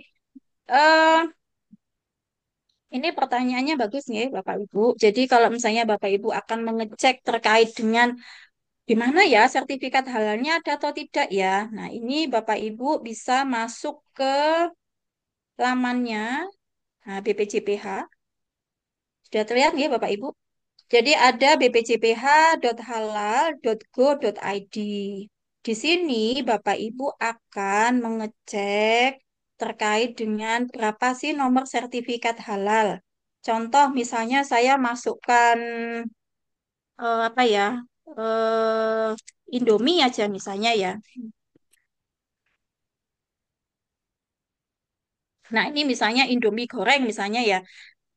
Ini ada nama produsennya. Nah, kalau misalnya Indomie yang dicari tidak ada, misalnya dari PT Indofood. Nah, nanti Bapak Ibu tinggal tuliskan di sini nama pelaku usahanya siapa. Saya ambil contoh supaya cepat. Nah, ini ada Indomie. Nah, ini ada Indomie rebus bumbu rumpun. Ini mungkin produk gitu ya, yang dikeluarkan oleh CV Rumpun. Ini sudah ada Bu Siti ya, Bu Siti Ahdina. Nomor Oke. sertifikatnya berapa? Tanggal terbitnya tanggal berapa? Begitu. Jadi nanti Ibu tinggal tulis aja di sini, misalnya dari PT-nya Indofood misalnya. Nah, dari Indofood. Nah, ini kan keluar semua Bu Indofood. Nah, yang Ibu cari apa? Misalnya Ibu ada contohnya AMDK yang dikeluarkan oleh PT Indofood. Nah, nanti kan Ibu ngecek nih. Ibu ngecek di labelnya. Ini perusahaan ini produk yang dipakai atau bahan yang dipakai itu keluarannya produsennya siapa sih gitu kan. Kan Bapak Ibu ngecek sini. Ini ada PT Indofood ini contohnya. Nanti Bapak Ibu cek, oh nomor sertifikatnya sekian, tanggal terbitnya tanggal ini 16 Februari. Inilah yang nanti akan Bapak Ibu masukkan ke dalam dokumennya. Jadi nanti sebagai penyelia halal, kan Bapak Ibu akan membuat manual SJPH. Mungkin akan dijelaskan besok ya sama pemateri yang lain. Bagaimana Bapak Ibu menelusuri bahan, bagaimana Bapak Ibu mengisi lampiran-lampiran yang ada di SJPH. Nah, ini nanti akan dijelaskan caranya di situ. Nah, intinya gini, kalau sertifikat yang dikeluarkan oleh BPJPH Bu, Bu Siti sudah hilang ya? Oke, ini masih Bu. Oh ya, sertifikat yang dikeluarkan oleh BPJPH itu kan ada tanggal terbit. Ya, itu berlaku seumur hidup, Bu. Selama tidak ada perubahan terkait dengan modifikasi bahan, ya, itu akan berlaku seumur hidup. Jadi yang Ibu tulis adalah tanggal terbitnya. Jadi nanti monggo nanti malam Bapak Ibu silakan coba-coba begitu ya, masuk di bpjph.go.id ya untuk mengecek kehalalan dari produk-produk yang mungkin Bapak Ibu pengen telusuri apakah bahannya Bapak Ibu sudah halal ataukah belum. Gitu ya Bu Siti Adina nggih. Ya, makasih banyak Bu Titis. Baik, selanjutnya saya ke Pak Lodi Triawan. Pak Ya, Lodi, Assalamualaikum warahmatullahi wabarakatuh. Waalaikumsalam, monggo Pak. Ya, saya sangat sepakat sama Ibu yang sebelumnya itu banyak sekali, terima kasih banyak kepada Ibu Titis. Banyak sekali ilmu yang saya dapatkan. Nah, tadi kan terkait dengan pernyataan yang sebelumnya sudah dijawab itu tentang produk yang terlisensi halal. Nah, sekarang saya punya dua pertanyaan, Bu. Ya, yang sekarang itu bagaimana dengan traceability dan compliance-nya? Jadi untuk saat ini teknologi apa yang paling efektif untuk memastikan traceability dan compliance titik krisis halal itu untuk pertanyaan yang pertama. Kemudian yang pertanyaan yang kedua, bagaimana etanol yang telah didenaturasi atau digunakan dalam proses industri itu diperlakukan dari perspektif halal? Cukup, Bu. Dua pertanyaan itu. Baik, baik Pak Lodi, terima kasih untuk pertanyaannya. Jadi terkait dengan traceability, ya, hal pertama yang dokumen wajib yang harus ada memang sertifikat halal. Ya, sertifikat halal harus ada terlebih dahulu. Jika kita mengecek dari lamannya BPJPH belum ada, boleh kita telusuri dari lamannya MUI. Jadi cek.mui.go.id. Nah, kemudian jika tidak ada, maka bisa kita tambahkan atau kita lampirkan dokumen lain. Jadi MSDS-nya ya, material safety data sheet. Kemudian bisa kita lampirkan COA-nya atau Certificate of Analysis. Kemudian bisa kita juga lampirkan diagram alir pembuatannya seperti apa. Ya, jadi misalnya ada nih perusahaan itu perusahaan misalnya dalam produksi makanannya menggunakan cincau.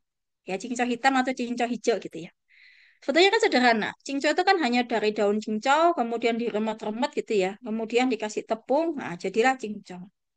Kalau dulu masuk positif list. Kalau sekarang cincau itu harus bersertifikat halal.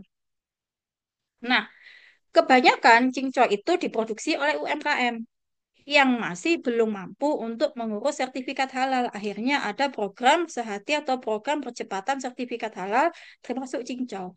Tetapi selama proses pengurusan, dia tetap boleh memproduksi, tetapi harus melampirkan surat pernyataan yang pertama bahwa tempat dia memproduksi cincau itu bebas dari babi atau tidak melibatkan babi atau kita sebut sebagai free pork facility statement.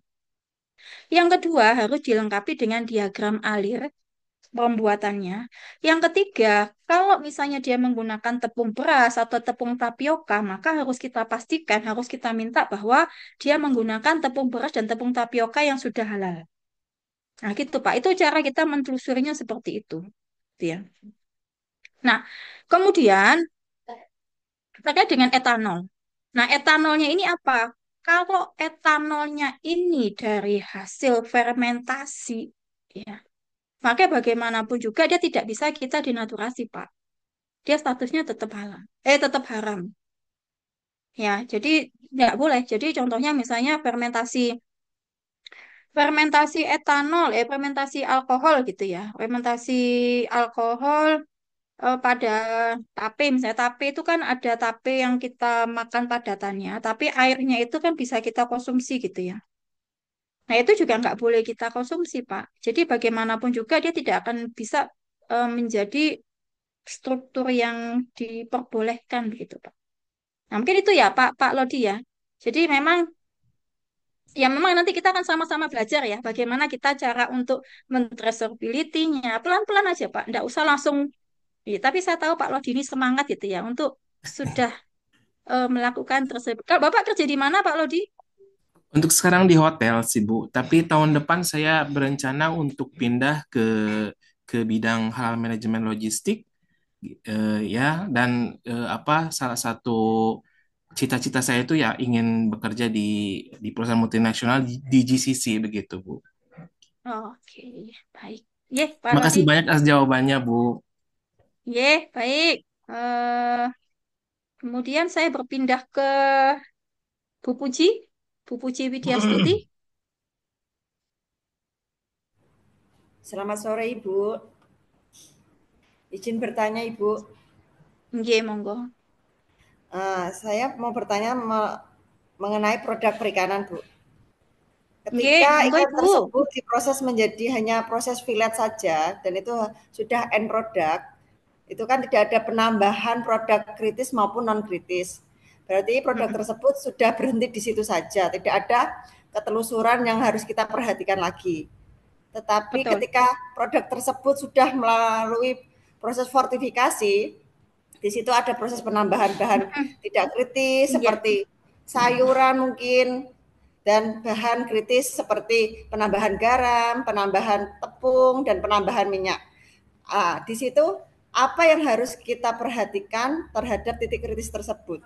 Terima kasih Ibu. Oke, baik. Ini mau jadi produk apa dulu Bu, filletnya Bu? Ini ada 2 produk Bu. Yang pertama kan kita di perikanan sudah ada produksi file, itu hanya cukup di file saja, kan itu udah dikemas vakum per piece. Dan ini ada kemungkinan kita mau penambahan produk untuk produk olahan lainnya seperti otak-otak, empek-empek, seperti itu Ibu. Nah di situ kan kita memerlukan bahan tambahan seperti tepung. Nah di situ apa yang harus kita cermati ketika mendapatkan titik kritis tersebut? Baik, Ibu, untuk produk yang pertama, begitu jadi fillet, itu kan dipotong aja gitu ya Bu, ya dipotong, Iya, hanya kemudian dibuang durinya saja. Ibu vakum, udah dia menjadi positif list karena tidak ada tambahan apa-apa, dan itu kan siap jual ke konsumen gitu ya Bu Puji ya? Iya. Ya. Kemudian perusahaan ibu tuh punya nih produk lain nih dari ikan tadi mau diolah menjadi empek-empek gitu ya, hampir empek-empek. Iya. Nah, empek-empek itu kan ada penambahan tepung ya Bu ya, ada penambahan Iya. tepung, ada Minyak. penambahan garam, ada minyak. Nah, tepung, garam, minyak, apalagi kalau ibu pakai garam beriodium, ini ketiganya itu harus punya sertifikat halal Bu. Jadi ibu kan kalau bikin kan pakai tepung apa Bu? Tepung tapioka ya Bu ya? Iya. Misalnya tepung tapioka mereknya Rose Brand misalnya ya. Nah itu Rose Brand itu harus ibu identifikasi. Dia sudah dapat sertifikat halal ataukah belum? Nah cara identifikasi itu sebenarnya mudah Bu. Ibu tinggal melihat dari logo di kemasannya itu Kemasan. apakah sudah ada logo halal atau belum. Nah, Iya. kalau sudah ada logo halalnya, baru nanti kan Ibu harus mencari nomornya berapa. Ibu masuk ke yang tadi, ke halal yang halal, salah, ke BPJPH, ke bpjph.halal.go.id ini. Nah, Ibu masukkan di sini, apa yang mau Ibu ingin dapatkan, misalnya tapioka, kemudian mereknya adalah Rose Brand gitu ya Bu ya. Nah, Ibu Iya. masukkan di sini. Nanti akan muncul Bu nomor sertifikasinya berapa. Nah, ini adalah cara kita untuk mengidentifikasinya seperti itu. Mungkin mereknya bukan Rose Brand ya Bu. Bu ini contoh aja ya Bu ya. Mungkin mereknya bukan Iya. Rose Brand ya Bu ya. Ya. Nah, sama juga garam. Nah, garam apa? Garam beriodium merek apa? Misalnya merek dua Ibu kapal, bijak. dua ibu, nah, ibu bijak dan sebagainya. Sama caranya seperti tadi. Kemudian minyak, mau pakai minyak apa, Vilma, Sanko, dan sebagainya. Itu Ibu harus cek satu persatu. Jadi intinya gini Bu, begitu Ibu punya ikan, kalau kecampuran dengan bahan yang harus bersertifikasi halal, maka end produknya Ibu empek-empek tadi, maka Ibu harus mengurus sertifikasi halal untuk produk empek-empeknya Ibu. Nah, seperti itu Bu, sederhananya. Lah untuk yang produk filat, apakah kita perlu sertifikasi halal juga, Bu? Nah, kalau berdiri sendiri filet saja enggak perlu Bu, akan ditolak nanti pengajuannya Ibu. Tetapi kalau Hmm. Ibu mengajukan bersama, misalnya Ibu ada berbagai macam produk, mungkin ada filetnya, ada empek-empek, ada otak-otak diajukan bersama, maka nanti akan bisa sekalian mendapatkan sertifikasi halal. Ibu nanti tinggal memasukkan misalnya filetnya ini loh tak pakai kemasan yang vakum atau misalnya ada apa namanya? Ada yang untuk penyerap, ada silika gelnya. Nah, itu juga bisa menjadi bahan tambahan saat kita memproduksi filet tadi, Bu. Berarti itu nanti kita mendapatkan ID number yang sama, Bu, ketika kita pengajuan Betul, sertifikasi halal. Walaupun itu nanti ada fortifikasi. Sertifikasi betul. produk. Iya, betul. Jadi kalau Ibu satu kali pengajuan, misalnya ada 5 produk yang Ibu ajukan, ya, maka dalam sertifikasi halal itu akan dari satu nomor itu akan muncul 5 nama produk yang Ibu ajukan, begitu. Baik Ibu, terima Itu kasih ya, Bu Bu Uci. penjelasannya. Baik, baik. Baik, Oke. ini Saya waktu boleh, Bu? saya sudah. Saya boleh? Sebentar Pak. Saya izin tanya dulu ke Bu Elia. Bu Elia ini sudah jam 5. Bagaimana Bu Elia? Iya, kita eh, sesuai agenda ya Bu, jam 5. Ini Baik, berhubung juga. Oke. Banyak yang bertanya nanti bisa di sesi berikutnya Ibu, masih ada. Bu, Mulai satu dong, panas Bu. nih, mulai panas. Tadi nungguin. ya saya Oke. kembalikan ke Bu Elia. Nanti boleh Eh, dicatat saja pertanyaannya nggih Bu Elia ya. Nanti boleh, boleh. saya dikirimkan ke saya, nanti saya kirimkan jawabannya melalui Bu Elia. Gitu nggih Bapak Iya. Ibu? Nggak boleh Terima satu lagi, Bu. kasih. Nggak boleh satu lagi, Bu Elia. Oke, Boleh, Bu. Itu Tadi diteruskan satu aja. lagi. Sekarang waktunya sesuai agenda. Oke. Soalnya nanti kalau nambah satu, kasihan yang lain juga mau bertanya. Nanti Ya udah Bapak nungguin dari silahkan tadi soalnya, diketik Bu. di kolom chat. Bapak, silakan diketik di kolom chat pertanyaannya. Nanti saya teruskan ke Bu Titis ya. Oke. Bapak dan Ibu sekalian ya, berhubung kita agendanya hanya sampai jam 5 hari ini ya.